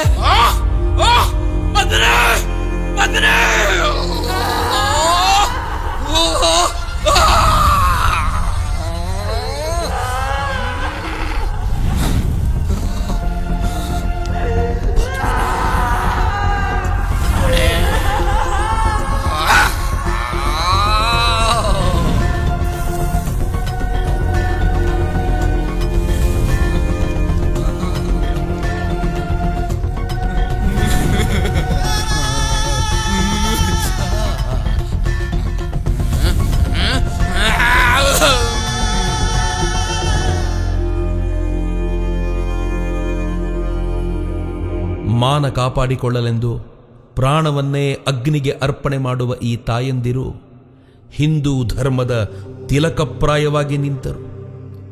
ಆದರೆ ಈ ತುರುಕರ ಕ್ರೌರ್ಯ ಇಷ್ಟೇ ಆಗಿರಲಿಲ್ಲ. ಮುಂದಿನ 6-7 ಶತಮಾನ ಭಾರತದ ಪಾಲಿನ ಕರಾಳ ದಿನಗಳು. 10,000 ವರ್ಷಗಳ ಹಿಂದೆ ವೇದ ಮಂತ್ರಗಳ ನಾದದಿಂದ ತುಂಬಿ ಹೋಗಿದ್ದ ನಾಡು ಈಗ ಸ್ತ್ರೀಯರ ಆರ್ತನಾದದಿಂದ ಆವೃತಗೊಂಡಿತು. ಗೋವುಗಳ ಖರಪುಟದ ದನಿ ಮಾಯವಾಗಿ ಹಿಂಸೆಯ ಆಕ್ರಂದನ ಆಕಾಶವನ್ನು ತುಂಬಿತು. ದೇವಾಲಯಗಳು ಧ್ವಂಸಗೊಂಡವು. ಒಂದಲ್ಲ ಎರಡಲ್ಲ, 100, 1000. ಲಕ್ಷಾಂತರ ಜನ ದಾಸರಾಗಿ ಮುಸಲ್ಮಾನ ದೇಶಗಳಿಗೆ ಎಳೆದೊಯ್ಯಲ್ಪಟ್ಟರು. ಇಲ್ಲಿನ ಹೆಂಗಸರು ಅರಬ್ಬರ ಸಂತೆಗಳಲ್ಲಿ ಮಾರಾಟವಾದರು. ಮೊದಲು ಉತ್ತಮ ಬೆಲೆಗೆ, ಬರಬರುತ್ತಾ 1-2 ವರಹಗಳಿಗೆ. ಗಾಯದ ಮೇಲೆ ಬರೆ ಎಳೆವಂತೆ ಕ್ರೂರಿ ತೈಮೂರ್ಲಂಗ್ ಬಂದ. ದೆಹಲಿಯೊಂದರಲ್ಲೇ ಲಕ್ಷ ಹಿಂದೂಗಳ ರುಂಡವನ್ನು ಮುಂಡದಿಂದ ಬೇರ್ಪಡಿಸಿ ವಿಕೃತ ಆನಂದ ತೋರಿದ.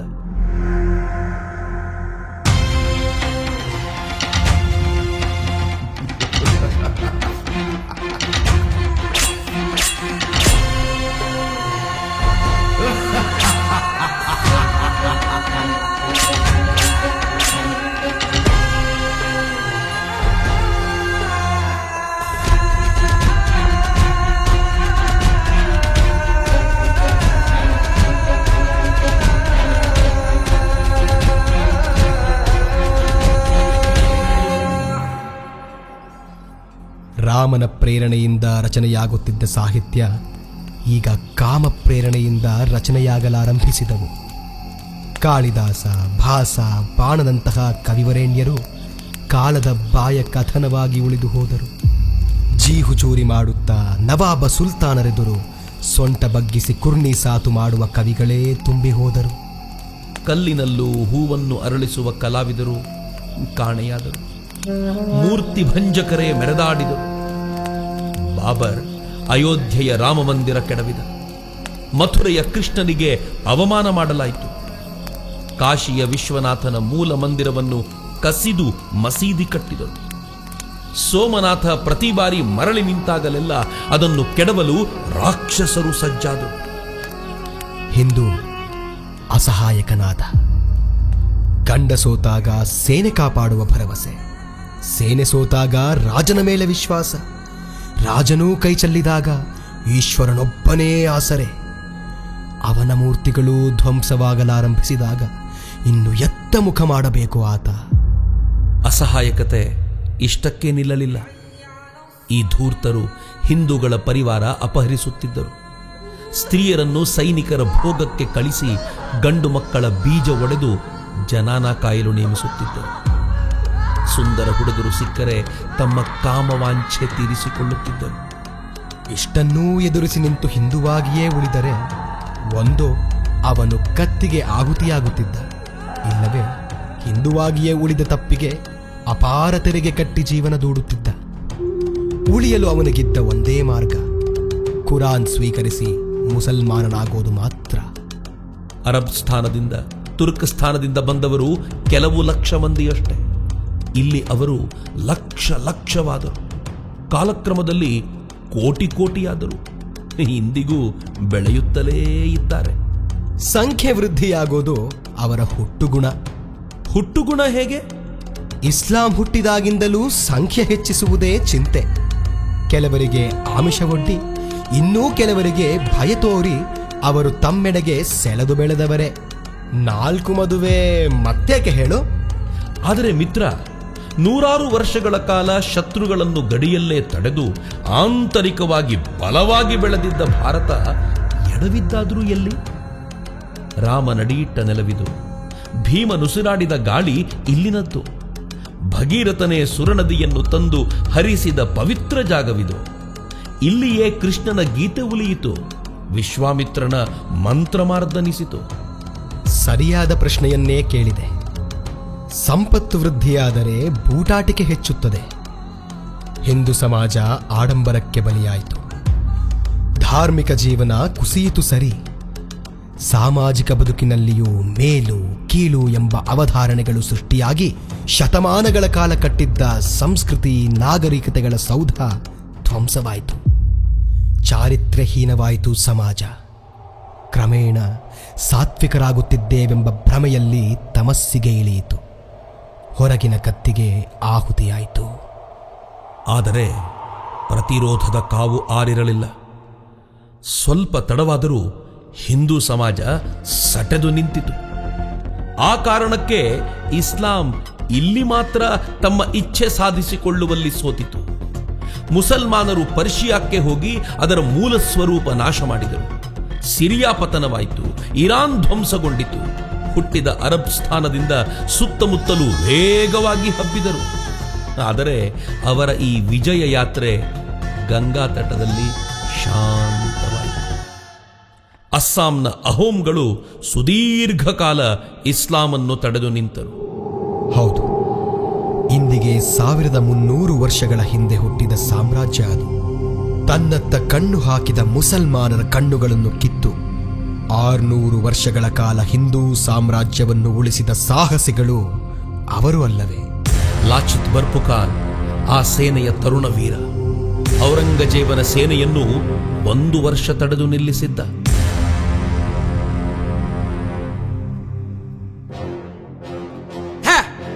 ನನ್ನ ಚಿಕ್ಕಪ್ಪ ದೇಶಕ್ಕಿಂತ ದೊಡ್ಡವರೇನೂ ಅಲ್ಲ. ಶತ್ರು ಸೇನೆಯೊಂದಿಗೆ ಸೆಣಸಾಡುವಾಗ ಅವರು ತೋರಿದ ನಿರ್ಲಕ್ಷ್ಯಕ್ಕೆ ಖಂಡಿತ ಶಿಕ್ಷೆ ಇದೆ.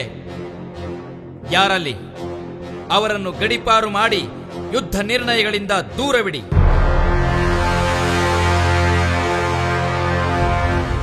ಜ್ವರದ ನಡುವೆ ತನ್ನ ಜೊತೆಗಾರ ಸೈನಿಕರನ್ನು ಹುರಿದುಂಬಿಸಿ ಶಕ್ತಿ ತುಂಬಿ ಮುಸಲರ ಸೇನೆಯ ರುಂಡ ಚಂಡಾಡಿ ಸೋಲಿಸಿದ. ಔರಂಗಜೇಬ ಮತ್ತೆ ಅತ್ತ ತಲೆ ಹಾಕಲಿಲ್ಲ.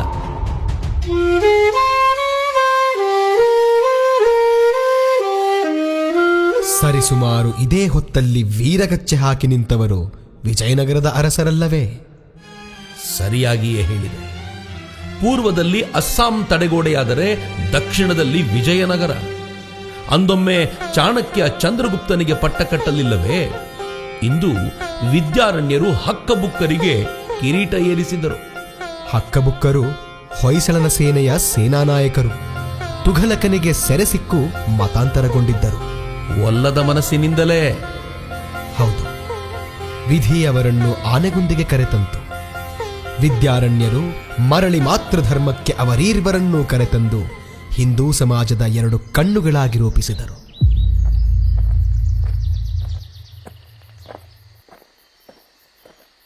ಗುರುವರ್ಯ, ಇಂದು ಅಪರೂಪದ ದೃಶ್ಯವೊಂದನ್ನು ನೋಡಿದೆ. ಬೇಟೆಗೆಂದು ಮೊಲವನ್ನು ಅಟ್ಟಿಸಿಕೊಂಡು ಹೊರಟಿದ್ದೆ. ಇದ್ದಕ್ಕಿದ್ದ ಹಾಗೆ ಆ ಒಂದು ಜಾಗದಲ್ಲಿ ಗಕ್ಕನೆ ನಿಂತ ಮೊಲ ಪಕ್ಕಕ್ಕೆ ತಿರುಗಿ ಹೊಂಚು ಹಾಕುತ್ತಿದ್ದ ತೋಳಗಳನ್ನೇ ನುಂಗಿ ಬಿಡುವಂತೆ ಅಟ್ಟಿಸಿಕೊಂಡು ಹೋಯಿತು. ಭಲೆ ಭಲೆ, ಅಲ್ಲಿಯೇ ಹಿಂದೂ ಸಾಮ್ರಾಜ್ಯಕ್ಕೆ ಅಡಿಪಾಯ ಹಾಕೋಣ. ಮುಂದಿನ 500 ವರ್ಷಗಳ ಕಾಲ ಬಿಜಾಪುರದ ಆದಿಲ್ ಶಾಹಿಗಳು, ಬೇರಾರಿನ ಇಮಾದ್ ಶಾಹಿಗಳು, ಗೋಲ್ಕೊಂಡದ ಕುತುಬ್ ಶಾಹಿಗಳು, ಅಹಮದ್ ನಗರದ ನಿಜಾಂ ಶಾಹಿಗಳು ಮತ್ತು ಬೀದರಿನ ಬರೀದ್ ಶಾಹಿಗಳು ತಲೆ ಎತ್ತದಂತೆ ಹಿಂದೂ ವೀರಪಡೆ ನಿರ್ಮಿಸೋಣ. ಮುಸಲರ ಅತ್ಯಾಚಾರಕ್ಕೆ ಅಂತ್ಯ ಹಾಡಲು ಹೊರಡಲಿರುವ ಪ್ರಖರ ದನಿ ದಕ್ಷಿಣದ್ದೇ ಆಗಿರಲಿ.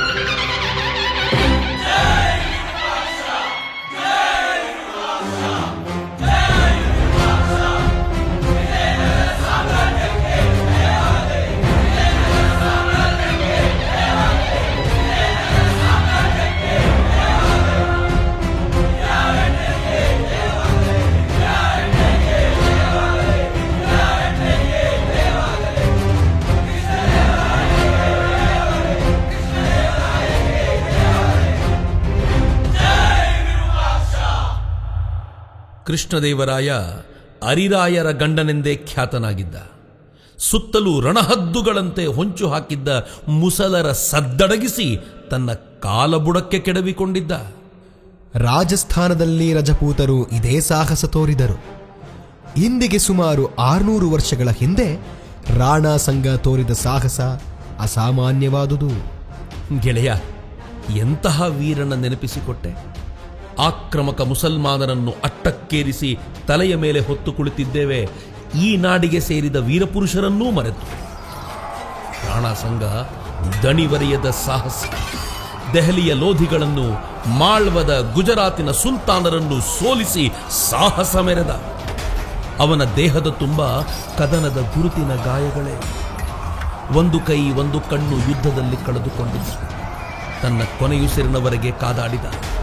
ಒಂದೂ ಯುದ್ಧದಲ್ಲಿ ಆತ ಸೋಲು ಕಂಡಿರಲಿಲ್ಲ. ಮಿತ್ರ, ಮರೆಯಬೇಡ, ಆತ ಸರಿಯಾಗಿ 100 ಯುದ್ಧ ಮಾಡಿದ್ದ.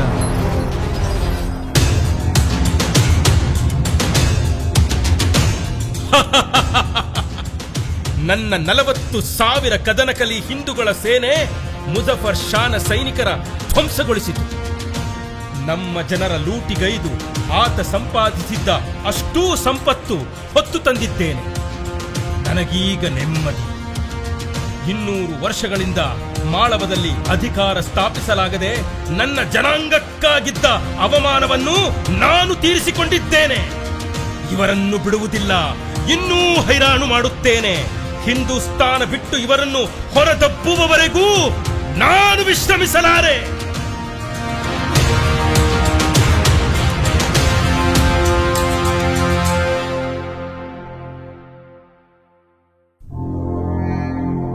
ಪಂಜಾಬ್ ಭಾಗದಲ್ಲಿ ಮಿಂಚಿನಂತೆ ಎರಗಿ ಬಂದ ಸಿಖ್ಖರು ಮುಸಲರ ಪ್ರತಿಷ್ಠೆಗೆ ಬೆಂಕಿ ಹಚ್ಚಿದರು.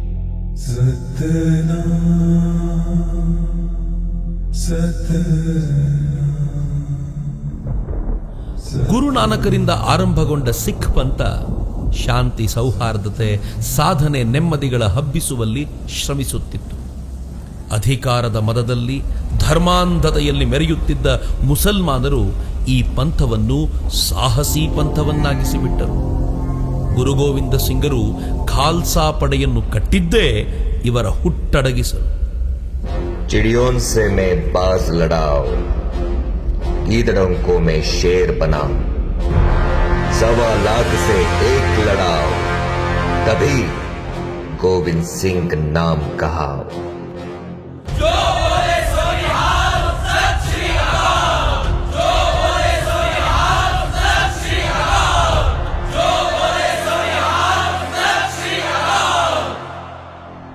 ಜಾಟರು, ಗುರ್ಜರರು, ಮಾಳವರು ಎಲ್ಲರೂ ಎಲ್ಲೆಡೆಯಿಂದ ಪ್ರಹಾರ ಮಾಡುತ್ತಿರುವಾಗಲೇ ವಿಂಧ್ಯದ ಕಾಡುಗಳಲ್ಲಿ ಹಿಂದವಿ ಸ್ವರಾಜ್ಯದ ಪ್ರತಿಧ್ವನಿಯಾಯಿತು.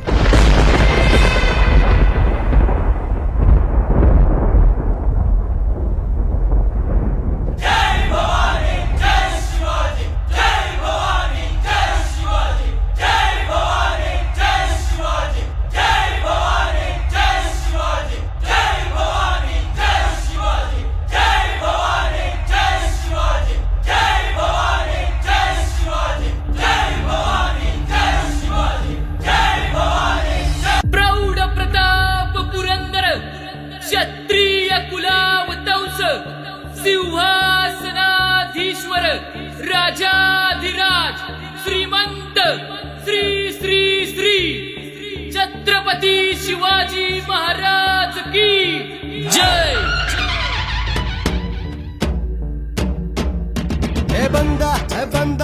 ಬಂದ ನೋಡು ಶಿವಾಜಿ, ಬಂದ ನೋಡು ಶಿವಾಜಿ.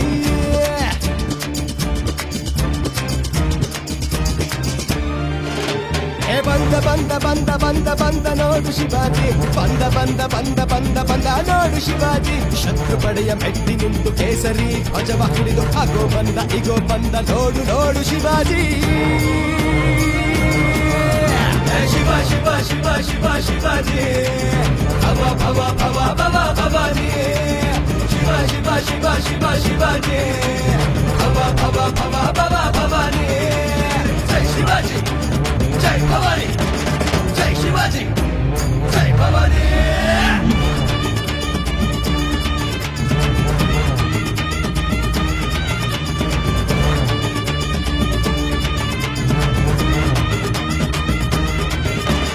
ಅಫ್ಸಲನ ಎದೆ ಬಗೆದ ನರಸಿಂಹನು, ಔರಂಗನ ಗರ್ವ ಮುರಿದ ಆಂಜನೇಯನು. ಮೊಘಲರೆದುರು ತೊಡೆ ತಟ್ಟಿದ ಬಲ ಭೀಮನು, ನಂಬಿದವರ ಹಿತ ಕಾಯ್ದ ಮಗದೇವನು. ಮಲಗಿದ್ದ ಹಿಂದೂಗಳ ಕೈ ಹಿಡಿದು ನಿಲ್ಲಿಸಿ, ಹೃದಯಕ್ಕೆ ಬೆಂಕಿ ತುಂಬಿ ಸಿಂಹವಾಗಿ ಗರ್ಜಿಸಿ. ಮಲಗಿದ್ದ ಹಿಂದೂಗಳ ಕೈ ಹಿಡಿದು ನಿಲ್ಲಿಸಿ, ಹೃದಯಕ್ಕೆ ಬೆಂಕಿ ತುಂಬಿ ಸಿಂಹವಾಗಿ ಗರ್ಜಿಸಿ. ಹಸಿರು ಪಡೆಯ ಹೊಸಕಿ ಹಾಕಿ ಮೊರೆದ ನಿನ್ನ ಆರ್ಭಟ, ಮಿರ ಮಿರ ಮಿರ ಮಿಂಚುತ್ತಿದೆ ಹಿಂದುತ್ವದ ಬಾವುಟ.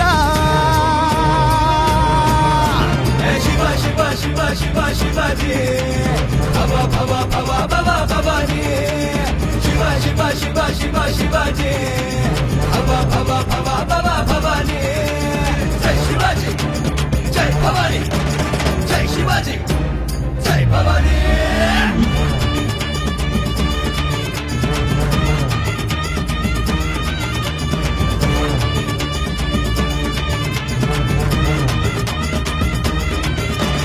ಎಷ್ಟು ಕಾಲ ದೀರ್ಘ ನಿತ್ಯ ಕಳೆಯಿತೀಗ ಕಟ್ಟಲು, ಅರುಣ ಕಿರಣ ಬಂದಾಯಿತು ಬಿರು ಬೆಳಕು ಸುತ್ತಲು.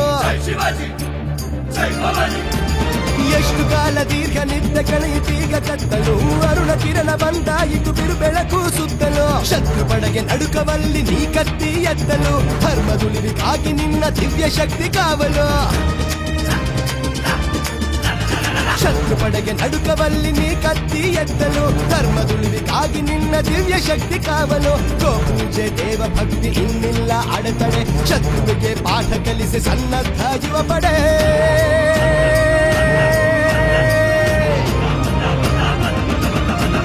ಶಿವ ಶಿವ ಶಿವ ಶಿವ ಶಿವಾಜಿ, ಭವ ಭವ ಭವ ಭವ ಭವಾನಿ. ಶಿವ ಶಿವ ಶಿವ ಶಿವ ಶಿವಾಜಿ, ಭವ ಭವ ಭವ ಭವ ಭವಾನಿ. ಜೈ ಶಿವಾಜಿ, ಜೈ ಭವಾನಿ, ಜೈ ಶಿವಾಜಿ, ಜೈ ಭವಾನಿ. ಶಿವಾಜಿ ಜೈ ಭವಾನಿ, ಜೈ ಶಿವಾಜಿ ಜೈ ಭವಾನಿ. ಜೈ ಶಿವಾಜಿ, ಜೈ ಭವಾನಿ, ಜೈ ಶಿವಾಜಿ, ಜೈ ಭವಾನಿ. ಜೈ ಶಿವಾಜಿ, ಜೈ ಭವಾನಿ, ಜೈ ಶಿವಾಜಿ, ಜೈ ಭವಾನಿ. ಜೈ ಶಿವಾಜಿ, ಜೈ ಭವಾನಿ, ಜೈ ಶಿವಾಜಿ, ಜೈ ಭವಾನಿ. ಜೈ ಶಿವಾಜಿ, ಜೈ ಶಿವಾಜಿ, ಜೈ ಭವಾನಿ. ಜೈ ಶಿವಾಜಿ, ಜೈ ಶಿವಾಜಿ, ಜೈ ಭವಾನಿ.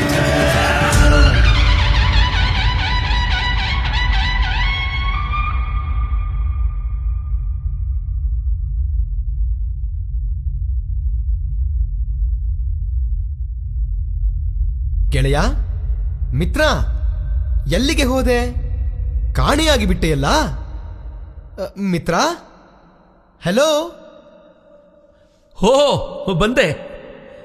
100 ವರ್ಷಗಳ ಕಾಲ ಹಿಂದೂಸ್ತಾನ ಅನುಭವಿಸಿದ ದುಃಖ ತೀರಿತಲ್ಲ ಎನ್ನುವ ಆನಂದದಲ್ಲಿ ಕುಣಿಯುತ್ತಾ ಮೈಮರೆತು ಬಿಟ್ಟೆ. ಅದ್ಸರಿ, ಅದೇ ಹಲೋ ಅಂದ್ಯಲ್ಲ, ಏನದು? ಓಹ್, ಅದಾ ಅಭ್ಯಾಸ ಬಲ. ಮರಾಠರು ಮತ್ತೆ ದೇಶವನ್ನು ಒಂದು ಛತ್ರದಡಿ ತಂದರೂ ಈ ದೇಶದ ಆತಂಕ ಮುಗಿಯಲಿಲ್ಲ.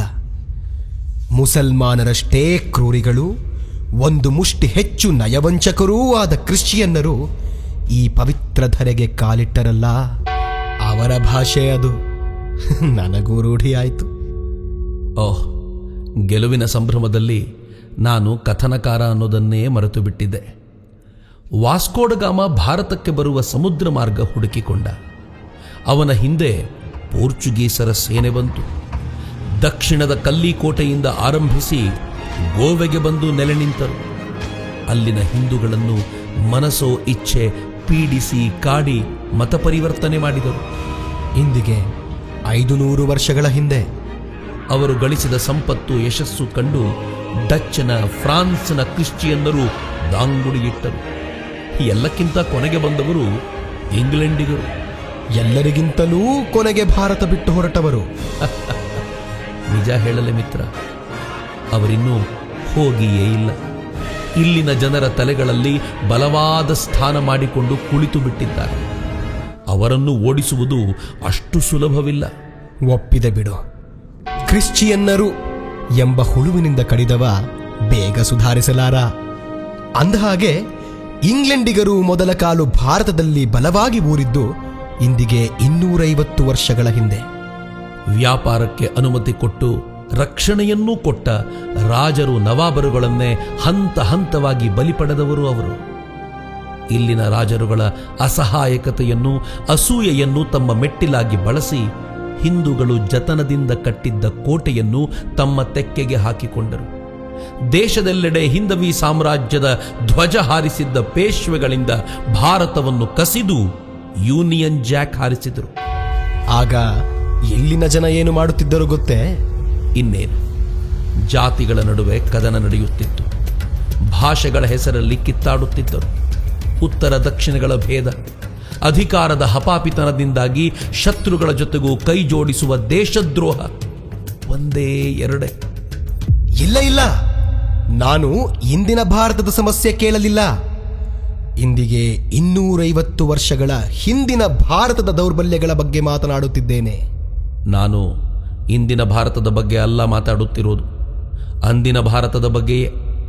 ಅಂದಿನಿಂದ ಇಂದಿನವರೆಗೂ ಇದು ಸರಿಯಾಗದಿದ್ದರೆ ಯಾರು ಹೊಣೆ?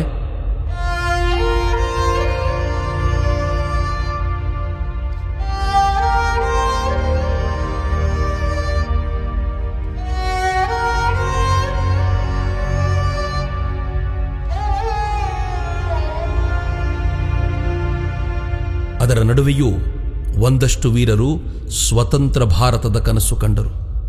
ಬ್ರಿಟಿಷರ ಆಧಿಪತ್ಯ ಧಿಕ್ಕರಿಸಿದರು. ದಕ್ಷಿಣದಲ್ಲಿ ಕಿತ್ತೂರು ಚೆನ್ನಮ್ಮ ಕಪ್ಪ ಕೊಡಿರೆಂದು ಕೇಳಲು ಬಂದ ತ್ಯಾಕರಿಗೆ, ನೀವೇನು ಉತ್ತೀರಾ ಬಿತ್ತೀರಾ? ನಿಮಗೇಕೆ ಕೊಡಬೇಕು ಕಪ್ಪ ಎಂದು ಅಬ್ಬರಿಸಿದಳು. ಆನಂತರ ಕದನದಲ್ಲಿ ತ್ಯಾಕರೆಯ ಕತ್ತು ಕಡಿದು ಅಗಸಿ ಬಾಗಿಲಿಗೆ ನೇತು ಹಾಕಿದಳು.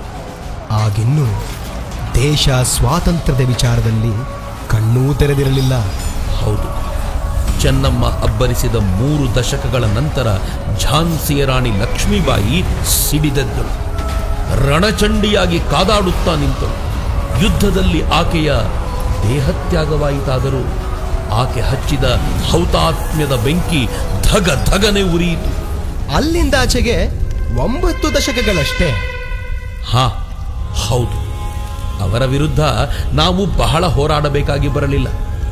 ಆದರೆ ಆ ಯುದ್ಧದಲ್ಲಿ ಮೊದಲಿನಂತೆ ರಾಜರು ಸೈನಿಕರಷ್ಟೇ ಹೋರಾಟಗಾರರಾಗಿರಲಿಲ್ಲ. ಜನಸಾಮಾನ್ಯರೂ ಯುದ್ಧರಂಗಕ್ಕೆ ಧುಮುಕಿದರು. ಬ್ರಿಟಿಷರ ಭಾಷೆ ಕಲಿತು ಅವರದ್ದೇ ವೇಷದಲ್ಲಿ ಕಾದಾಡಿ ಗೆಲುವು ಕೊಡಿಸಿದರು. Hi, hello, how are you? I am fine. ಇದೇ ತಾನೇ? ಯಾವಾಗಲೂ ನೀನು ಕಲಿತು ಬಿಟ್ಟಿದ್ದೀಯಾ? ಹೇಳಲಿಲ್ವಾ, ಕಾಲ ಅಂದ್ರೆ ಎಲ್ಲವುಗಳ ದಾಖಲೆ ಅಂತ. ನನ್ನ ಸ್ಮೃತಿ ಬಹಳ ಚುರುಕು. ಅದರಲ್ಲಿ ಇಲ್ಲ ಎನ್ನುವುದು ಯಾವುದೂ ಇಲ್ಲ. ಕೆಲವರು ಇತರರ ದಾರಿ ತಪ್ಪಿಸಲು ಯತ್ನಿಸಬಹುದು, ಆದರೆ ನನ್ನ ಯಾಮಾರಿಸುವುದು ಸುಲಭವಲ್ಲ. ಅಂಡರ್ಸ್ಟ್ಯಾಂಡ್? Yes sir. ಹೊಸ ಮಾದರಿಯ ಕದನದ ಒಂದು ಧಾರೆಯ ನೇತೃತ್ವ ಮೋಹನದಾಸ್ ಕರಮ್ಚಂದ್ ಗಾಂಧಿ ವಹಿಸಿದರೆ, ಮತ್ತೊಂದು ಧಾರೆಯ ಮುಂದಾಳತ್ವ ವಿನಾಯಕ ದಾಮೋದರ್ ಸಾವರ್ಕರ್ರದ್ದು. ಗಾಂಧಿಯವರನ್ನು ಜನ ಮಹಾತ್ಮ ಎಂದು ಕರೆದರೆ, ಸಾವರ್ಕರ್ರನ್ನು ಸ್ವಾತಂತ್ರ್ಯ ವೀರ ಎಂದರು. ಗಾಂಧಿ ದೇಶದ ಕೋಟ್ಯಂತರ ಶಾಂತಿ ಪ್ರಿಯರಿಗೆ ಮಾರ್ಗದರ್ಶನ ಮಾಡಿದರೆ, ಸಾವರ್ಕರ್ರು ಬಿಸಿ ರಕ್ತದ ತರುಣರಿಗೆ ಶಕ್ತಿಯಾದರು. ಮಿಸ್ಟರ್ ಗಾಂಧಿ, ನಮ್ಮೊಂದಿಗೆ ಊಟ ಮಾಡುವಿರಾ? ಸೀಗಡಿ ಬೇಯಿಸಿದ್ದೇನೆ. ಅಯ್ಯೋ, ಸಾಧ್ಯವಿಲ್ಲ. ನಾನು ಸಸ್ಯಾಹಾರಿ. ಮಾಂಸಾಹಾರಿಗಳೊಂದಿಗೆ ಕುಳಿತು ಊಟವನ್ನೂ ಮಾಡಲಾರೆ. ನಮ್ಮೊಂದಿಗೆ ಊಟಕ್ಕೆ ಜೊತೆಯಾಗದ ನೀವು ಸ್ವಾತಂತ್ರ್ಯದ ಹೋರಾಟದಲ್ಲಿ ಹೇಗೆ ಜೊತೆ ನಿಲ್ಲುವಿರಿ? ಇಷ್ಟಕ್ಕೂ ನಾವು ಈಗ ತಿನ್ನುತ್ತಿರುವುದು ಮೀನು. ಹೋರಾಟದ ಹೊತ್ತಲ್ಲಿ ಬ್ರಿಟಿಷರ ಎದೆ ಬಗೆದು ತಿನ್ನುವವರಿದ್ದೇವೆ.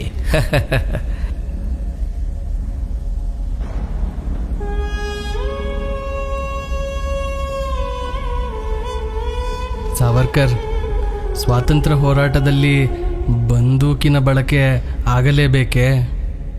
ಅಹಿಂಸೆಯ ಮಾರ್ಗದಲ್ಲಿ ನಡೆದರಾಗದೆ? ನಮ್ಮದೂ ಅಹಿಂಸೆಯೇ. ಆತ್ಮರಕ್ಷಣೆಯನ್ನು ಹಿಂಸೆ ಎಂದು ಯಾರು ಹೇಳಿದ್ದು ನಿಮಗೆ? ಆತ್ಮರಕ್ಷಣೆಯನ್ನು ಶಸ್ತ್ರ ಎತ್ತದೇ ಮಾಡಬಹುದಲ್ಲ. ಶತ್ರುವಿಗೆ ತೊಂದರೆ ಮಾಡಬೇಕು ಎನ್ನುವ ಧಾವಂತದಲ್ಲಿ ನಮಗೇ ಹಿಂಸೆಯಾಗುವುದಿಲ್ಲವೇ? ಕೆನ್ನೆಯ ಮೇಲೆ ಕುಳಿತ ಸೊಳ್ಳೆ ರಕ್ತ ಹೀರುತ್ತಿದ್ದರೆ ಕೆನ್ನೆಗೆ ನೋವಾಗಲಿದೆ ಎಂಬುದನ್ನು ಮರೆತು ಪಟಾರಣೆ ಬಾರಿಸುತ್ತೇವಲ್ಲ, ಏಕೆ ಗೊತ್ತಾ? ಸೊಳ್ಳೆ ಕಚ್ಚಿದಾಗಿನ ಉರಿ ತಾಳಲಾಗದೆ. ಈಗ ಬ್ರಿಟಿಷರು ರಕ್ತ ಹೀರುತ್ತಿರೋದು ದೇಶದ್ದು. ಸ್ವಲ್ಪ ತೊಂದರೆಯಾದರೂ ಪರವಾಗಿಲ್ಲ, ಅವರನ್ನು ಇಲ್ಲವಾಗಿಸಬೇಕು. ಶತ್ರುವಿನ ವಿರುದ್ಧ ಸರಿ, ಆದರೆ ಮುಸಲ್ಮಾನರ ವಿರುದ್ಧ ಬೇಕೆ ನಿಮ್ಮ ದ್ವೇಷ? ನಾನು ಮುಸಲ್ಮಾನರು ಅಂತ ಅವರನ್ನು ದ್ವೇಷಿಸಿಲ್ಲ. ಅದು ನೀವು ಕಾಂಗ್ರೆಸ್ಸಿಗರು ಹಬ್ಬಿಸಿರುವ ಸುಳ್ಳು. ನಾನು ದೇಶದ್ರೋಹಿಗಳೆಲ್ಲರ ವಿರೋಧಿ. ಅಸ್ಪೃಶ್ಯತೆ ಆಚರಿಸುವ ಹಿಂದೂಗಳನ್ನೂ ಕಂಡರೆ ನನಗೆ ಕೋಪ. ನಾನು ಹೇಳೋದು ಒಂದೇ ಮಾತು, ನೀವು ಬಂದರೆ ನಿಮ್ಮ ಜೊತೆಯಲ್ಲಿ, ಬರದಿದ್ದರೆ ನಿಮ್ಮನ್ನು ಬಿಟ್ಟು, ವಿರೋಧಿಸಿದರೆ ನಿಮ್ಮನ್ನು ಮೆಟ್ಟಿ ಸ್ವಾತಂತ್ರ್ಯ ಗಳಿಸುವೆವು. ಇದು ಶತಸಿದ್ಧ. ಇದು ಮುಸಲ್ಮಾನರಿಗಷ್ಟೇ ಅಲ್ಲ, ನಮ್ಮ ಹೋರಾಟಕ್ಕೆ ಅಡ್ಡಲಾಗುವ ಪ್ರತಿಯೊಬ್ಬರಿಗೂ ನಾನು ನೀಡುವ ಎಚ್ಚರಿಕೆ. ಗಾಂಧಿ ಚರಕ ಹಿಡಿದು ನೂಲು ತೆಗೆಯುತ್ತಲೇ ಸಂಘಟನೆ ಕಟ್ಟಿದರು. ಕೋಟ್ಯಂತರ ಭಾರತೀಯರು ಗಾಂಧಿಯವರ ಕರೆಗೆ ಓಗೊಟ್ಟು ಸ್ವಾತಂತ್ರ್ಯ ರಣರಂಗಕ್ಕೆ ಧುಮುಕಿದರು. ಇತ್ತ ಸಾವರ್ಕರ್ ಪ್ರೇರಣೆಯಿಂದ ಪೀಳಿಗೆಯ ನಂತರದ ಪೀಳಿಗೆಗಳು ಸ್ವಾತಂತ್ರ್ಯ ಕದನದಲ್ಲಿ ಭಾಗಿಯಾದವು. ಮದನ್ ಲಾಲ್ ಧಿಂಗ್ರಾ, ರಾಮ್ ಪ್ರಸಾದ್ ಬಿಸ್ಮಿಲ್, ಅಶ್ಫಾಕುಲ್ಲಾ ಖಾನ್, ಚಂದ್ರಶೇಖರ್ ಆಜಾದ್, ಭಗತ್ ಸಿಂಗ್ರಂತಹ ಲಕ್ಷಾಂತರ ಜನ ಬಂದೂಕು ಹಿಡಿದು ಎದೆಸೆಟಸಿ ನಿಂತರು. ಅನೇಕರು ನೇಣಿಗೆ ಆಹುತಿಯಾದರು. ರಾಷ್ಟ್ರ ಯಜ್ಞಕ್ಕೆ ತಮ್ಮನ್ನು ತಾವು ಸಮರ್ಪಿಸಿಕೊಂಡರು. ಆದರೆ ಬ್ರಿಟಿಷರ ಶವಪೆಟ್ಟಿಗೆಗೆ ಅಂತಿಮ ಮೊಳೆ ಹೊಡೆದದ್ದು ಮಾತ್ರ ಸುಭಾಷ್ ಚಂದ್ರ ಬೋಸರೇ. ಇಂದಿಗೆ ಸುಮಾರು 8 ದಶಕಗಳ ಹಿಂದಿನ ಮಾತು. ಬ್ರಿಟಿಷರ ಕಣ್ಣು ತಪ್ಪಿಸಿ ಪರಾರಿಯಾಗಿದ್ದ ಸುಭಾಷ್ ವಿದೇಶದಲ್ಲಿ ಸೇನೆ ಕಟ್ಟಿ ಬ್ರಿಟಿಷರ ವಿರುದ್ಧ ತೊಡೆತಟ್ಟಿ ನಿಂತ. ಮಹಾಯುದ್ಧದ ನಡುವೆ ಭಾರತೀಯರಲ್ಲಿ ಸತ್ತೇ ಹೋಗಿದ್ದ ಸ್ವಾತಂತ್ರ್ಯದ ಬಯಕೆಯನ್ನು ಮತ್ತೆ ಚಿಗುರಿಸಿ ಸೇನೆಯೊಳಗೆ ದಂಗೆಗೆ ಕಾರಣವಾಗಿದ್ದೂ ಅದೇ ಸುಭಾಷ್. ಪತರಗುಟ್ಟಿದ ಬ್ರಿಟಿಷರು ದೇಶ ಬಿಟ್ಟು ಓಡುವ ಸ್ಥಿತಿ ಮುಟ್ಟಿದರು. ಆದರೆ ಅದು ಎಲ್ಲರೂ ಖುಷಿಪಡುವ ಸಂಗತಿಯಾಗಿರಲಿಲ್ಲ. 1000 ವರ್ಷಗಳ ಹಿಂದೆ ಆಕ್ರಮಣಕಾರಿಗಳಾಗಿ ಬಂದ ಮುಸಲ್ಮಾನರು ತಮಗೆ ಪ್ರತ್ಯೇಕ ಭೂಮಿ ಕೇಳಿದರು. ಗಾಂಧಿ ನನ್ನ ಹೆಣದ ಮೇಲೆ ಪಾಕಿಸ್ತಾನ ಎಂದರು. ನೆಹರು ಪಾಕಿಸ್ತಾನ ನನ್ನ ಕೊನೆಯುಸಿರಿನವರೆಗೆ ಸಾಧ್ಯವಿಲ್ಲ ಎಂದರು. ತೆರೆಯ ಮರೆಯಲ್ಲಿ ಅದೇನು ಸಂಧಾನ ನಡೆಯಿತೋ ದೇವರೇ ಬಲ್ಲ. ಒಂದೆಡೆ ಬ್ರಿಟಿಷರು ಕಾಂಗ್ರೆಸ್ ನಾಯಕರ ಮೇಲೆ ಮೋಹ ಮಾಯೆಯ ಪರದೆ ಬೀಸಿದರೆ, ಮತ್ತೊಂದೆಡೆ ಮುಸಲ್ಮಾನರು ಬೆದರಿಕೆಯ ತಂತ್ರ ಅನುಸರಿಸಿದರು. ಪಶ್ಚಿಮ ಬಂಗಾಳದಲ್ಲಿ ಅವರು ಘೋಷಿಸಿದ ಡೈರೆಕ್ಟ್ ಆಕ್ಷನ್ ಡೇಗೆ ಸಾವಿರಾರು ಹಿಂದೂಗಳು ಬಲಿಯಾದರು. ತಿರುಗಿ ಬಿದ್ದ ಗೋಪಾಲ್ ಪಾಠ ತನ್ನ ತರುಣರ ಪಡೆ ಕಟ್ಟಿಕೊಂಡು ಆಕ್ರಮಕ ಮುಸಲ್ಮಾನರ ಕಂಡಲ್ಲಿ ಬಡಿದ. ಮುಸಲ್ಮಾನರು ಹಾಗೆಯೇ ಅಲ್ಲವೇ? ಬಗ್ಗಿದರೆ ಗುದ್ದುತ್ತಾರೆ, ತಿರುಗಿ ಬಿದ್ದರೆ ತಲೆಬಾಗುತ್ತಾರೆ. ಇಲ್ಲಿಯೂ ಮುಸಲ್ಮಾನರು ಗೋಪಾಲ್ ಪಾಠನೊಡನೆ ಸಂಧಾನಕ್ಕೆ ನಿಂತರು. ಆ ಭಾಗದ ಹಿಂದೂಗಳು ಉಳಿದರು. ಆದರೆ ಕಾಂಗ್ರೆಸ್ಸು ಸ್ವಾತಂತ್ರ್ಯದ ಹೊಸ್ತಿಲಲ್ಲಿ ಆ ಭೂಮಿಯನ್ನೇ ಮುಸಲ್ಮಾನರಿಗೆ ಕೊಟ್ಟು ಬಿಟ್ಟಿತು.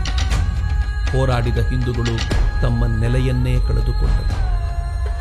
ಇತ್ತ ಭೂಪಟದ ಮೇಲೆ ಎಳೆದ ಗೆರೆ ಪಂಜಾಬನ್ನು ವಿಭಜಿಸಿ ಪೂರ್ವ ಪಾಕಿಸ್ತಾನ ನಿರ್ಮಾಣಗೊಂಡಿತು. ಸಾವಿರಾರು ವರ್ಷಗಳ ಕಾಲ ಹಿಂದೂಗಳ ಕೂದಲೂ ಕೊಂಕದಂತೆ ಗಡಿಯಲ್ಲಿ ಶತ್ರುಗಳನ್ನು ತಡೆದ ಆ ಹಿಂದೂಗಳು ತಮ್ಮ ನೆಲೆಯನ್ನು ಕಳೆದುಕೊಂಡು ಭಾರತಕ್ಕೆ ಓಡಿ ಬಂದರು. ಆ ದಿನಗಳನ್ನು ನೆನಪಿಸಿಕೊಂಡರೆ ಭಯವೆನಿಸುತ್ತದೆ. 1000 ವರ್ಷಗಳ ಹಿಂದಿನ ಮುಸಲ್ಮಾನರ ಕ್ರೌರ್ಯ ಮತ್ತೆ ತುದಿ ಮುಟ್ಟಿತು. ಲಕ್ಷಾಂತರ ಹಿಂದೂ ಸಿಖ್ಖರ ಹತ್ಯೆಯಾಯಿತು. ಸಾವಿರಾರು ಹೆಣ್ಣು ಮಕ್ಕಳ ಮಾನಭಂಗವಾಯಿತು. ಸ್ವಾತಂತ್ರ್ಯದ ಆರಂಭದಲ್ಲಿಯೇ ಎಡವಿ ಬಿತ್ತು. ಸಾವರ್ಕರ್ ಅಖಂಡ ಭಾರತದ ಕನಸು ಕಂಡಿದ್ದರು. ನೆಹರು, ಜಿನ್ನಾ ಸೇರಿ ಇದನ್ನು ಖಂಡ ತುಂಡಗೊಳಿಸಿದರು. ಗಾಂಧಾರದಿಂದ ನೇಪಾಳದವರೆಗಿದ್ದದ್ದು ಕಚ್ನಿಂದ ಕಟಕ್ನವರೆಗೂ ಸೀಮಿತವಾಯಿತು. ತಾಯಿ ಭಾರತೀಯ ಬಲಬದಿಯಲ್ಲೊಂದು, ಎಡಬದಿಯಲ್ಲೊಂದು ಕೀವು ತುಂಬಿದ ವೃಣವಾಗಿ ಬಿಟ್ಟಿತು.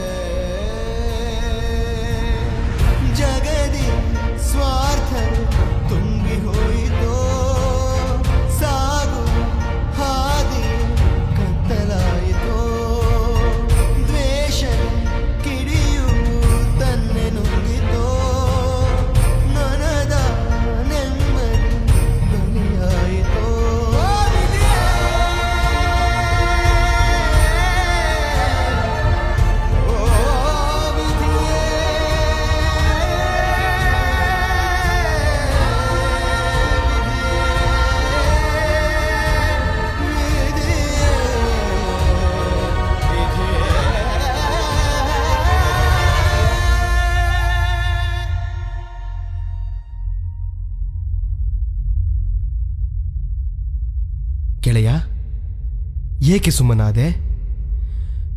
ಕಥನ ನಿಲ್ಲಿಸಿದೆ ಏಕೆ? ಹೇಳು, ಏನಾದರೂ ಹೇಳು. ದಯವಿಟ್ಟು ಸುಮ್ಮನಾಗಬೇಡ. ಏನು ಹೇಳಲಿ ನಾನು? ಚಾಣಕ್ಯ ಓದಿದ ತಕ್ಷಶಿಲಾ ವಿಶ್ವವಿದ್ಯಾಲಯ ನಮ್ಮಿಂದ ಹೊರಗಿರಬಹುದೇ? ಆದಿತ್ಯ ಮಂದಿರದಿಂದ ದೇಶವನ್ನೆಲ್ಲ ಸೆಳೆಯುತ್ತಿದ್ದ ಮೂಲಸ್ಥಾನ ನಮ್ಮಿಂದ ದೂರವಿರಬಹುದೇ? ಲವನಾಳಿದ ಲವಪುರ ಇಂದು ಲಾಹೋರ್ ಹೇಗೆ ಸಹಿಸಲಿ? ಕುರುಕುಲದ ರಾಣಿ ಗಾಂಧಾರಿಯ ತವರು ಇಂದು ಆಫ್ಘಾನಿಸ್ತಾನ ಏನು ಹೇಳಲಿ? 1905ರ ವಿಭಜನೆಯನ್ನು ಎದುರಿಸಿ ನಿಂತ ಬಂಗಾಳದ ಹಿಂದೂಗಳು ಭಾರತದಿಂದ ದೂರವಾಗಿ ಬಿಟ್ಟರಲ್ಲ. ಹೃದಯಕ್ಕೆ ವೇದನೆಯಾಗದೆ? ಯಾವ ಸಿಂಧುವಿನಿಂದಾಗಿ ಇದನ್ನು ಇಂಡಿಯಾ ಎಂದರೋ ಆ ನದಿಯೇ ಪೂರ್ಣ ದೂರವಾಯಿತಲ್ಲ ಗೆಳೆಯ, ನೋವಾಗದೆ? ನನ್ನ ಹೃದಯದ ವೇದನೆ ಶಮನವಾಗುವುದು ಸುಲಭವಿಲ್ಲ. ಅದಕ್ಕೆ ಬರಿಯ ಬೆವರು ಸಾಲದು, ರಕ್ತ ಬೇಕು. ಅದಕ್ಕೆ ಬರಿಯ ಮಾತು ಸಾಲದು, ಮಾತನ್ನು ಕೃತಿರೂಪಕ್ಕಿಳಿಸಬಲ್ಲ ಕಾರ್ಯಶೀಲರು ಬೇಕು. ಅದು ತ್ಯಾಗವನ್ನು ಬಯಸುತ್ತದೆ, ಸಾಹಸವನ್ನು ಅಪೇಕ್ಷಿಸುತ್ತದೆ. ತಮ್ಮ ನಡುವಿನ ಭೇದವನ್ನು ಮರೆತು ಶತ್ರುವಿನೆದರು ಬೆಟ್ಟದಂತೆ ನಿಲ್ಲಬಲ್ಲ ಏಕತೆಗಾಗಿ ಆಗ್ರಹಿಸುತ್ತದೆ. ಅದು ಬರೀ ಪ್ರಶ್ನೆ ಕೇಳುವವರಿಂದ ಆಗುವ ಕೆಲಸವಲ್ಲ, ಉತ್ತರಕ್ಕಾಗಿ ಹಠಕ್ಕೆ ಬಿದ್ದು ದುಡಿಯುವ ಜನರಿಂದ ದೊರಕುವ ನವನೀತ. ಯಾರಿದ್ದೀರಿ ಯಾರಿದ್ದೀರಿ ಇಲ್ಲಿ ಅಂಥವರು? ತಾಯಿ ಭಾರತಿ ತನ್ನ ವೈಭವದ ಸಿಂಹಾಸನದಿಂದ ಕೆಳಕ್ಕಿಳಿದು ಕುಳಿತಿದ್ದಾಳೆ, ಮ್ಲಾನವದನಳಾಗಿ ದುಃಖದಿಂದ. ಆಕೆಯ ನೋವು ಆಕ್ರಮಣಕಾರರು ಕೊಟ್ಟಿದ್ದಲ್ಲ, ತನಗಾಗಿ ತನ್ನ ರಕ್ಷಣೆಗಾಗಿ ಎದ್ದು ನಿಲ್ಲದ ತನ್ನದ್ದೇ ಸಂತಾನದ ನಿಷ್ಕ್ರಿಯತೆಯಿಂದಾಗಿ. ಒಬ್ಬರಾದರೂ ಎದ್ದು ಬರಲಾರಿರ? ಅಮ್ಮ ನಾನಿದ್ದೇನೆ, ನಿನಗಾಗಿ ನಾನಿದ್ದೇನೆ ಎನ್ನಲಾರಿರ? ಆಕೆಯ ಏಳಿಗೆಗಾಗಿ, ಪುನರ್ವೈಭವ ನಿರ್ಮಾಣಕ್ಕಾಗಿ ಈ ಜೀವ ಎನ್ನುವ ಛಾತಿ ಇಲ್ಲವೇ ನಿಮಗೆ? ಯಾರು ಯಾರು ಯಾರಿದ್ದೀರಿ?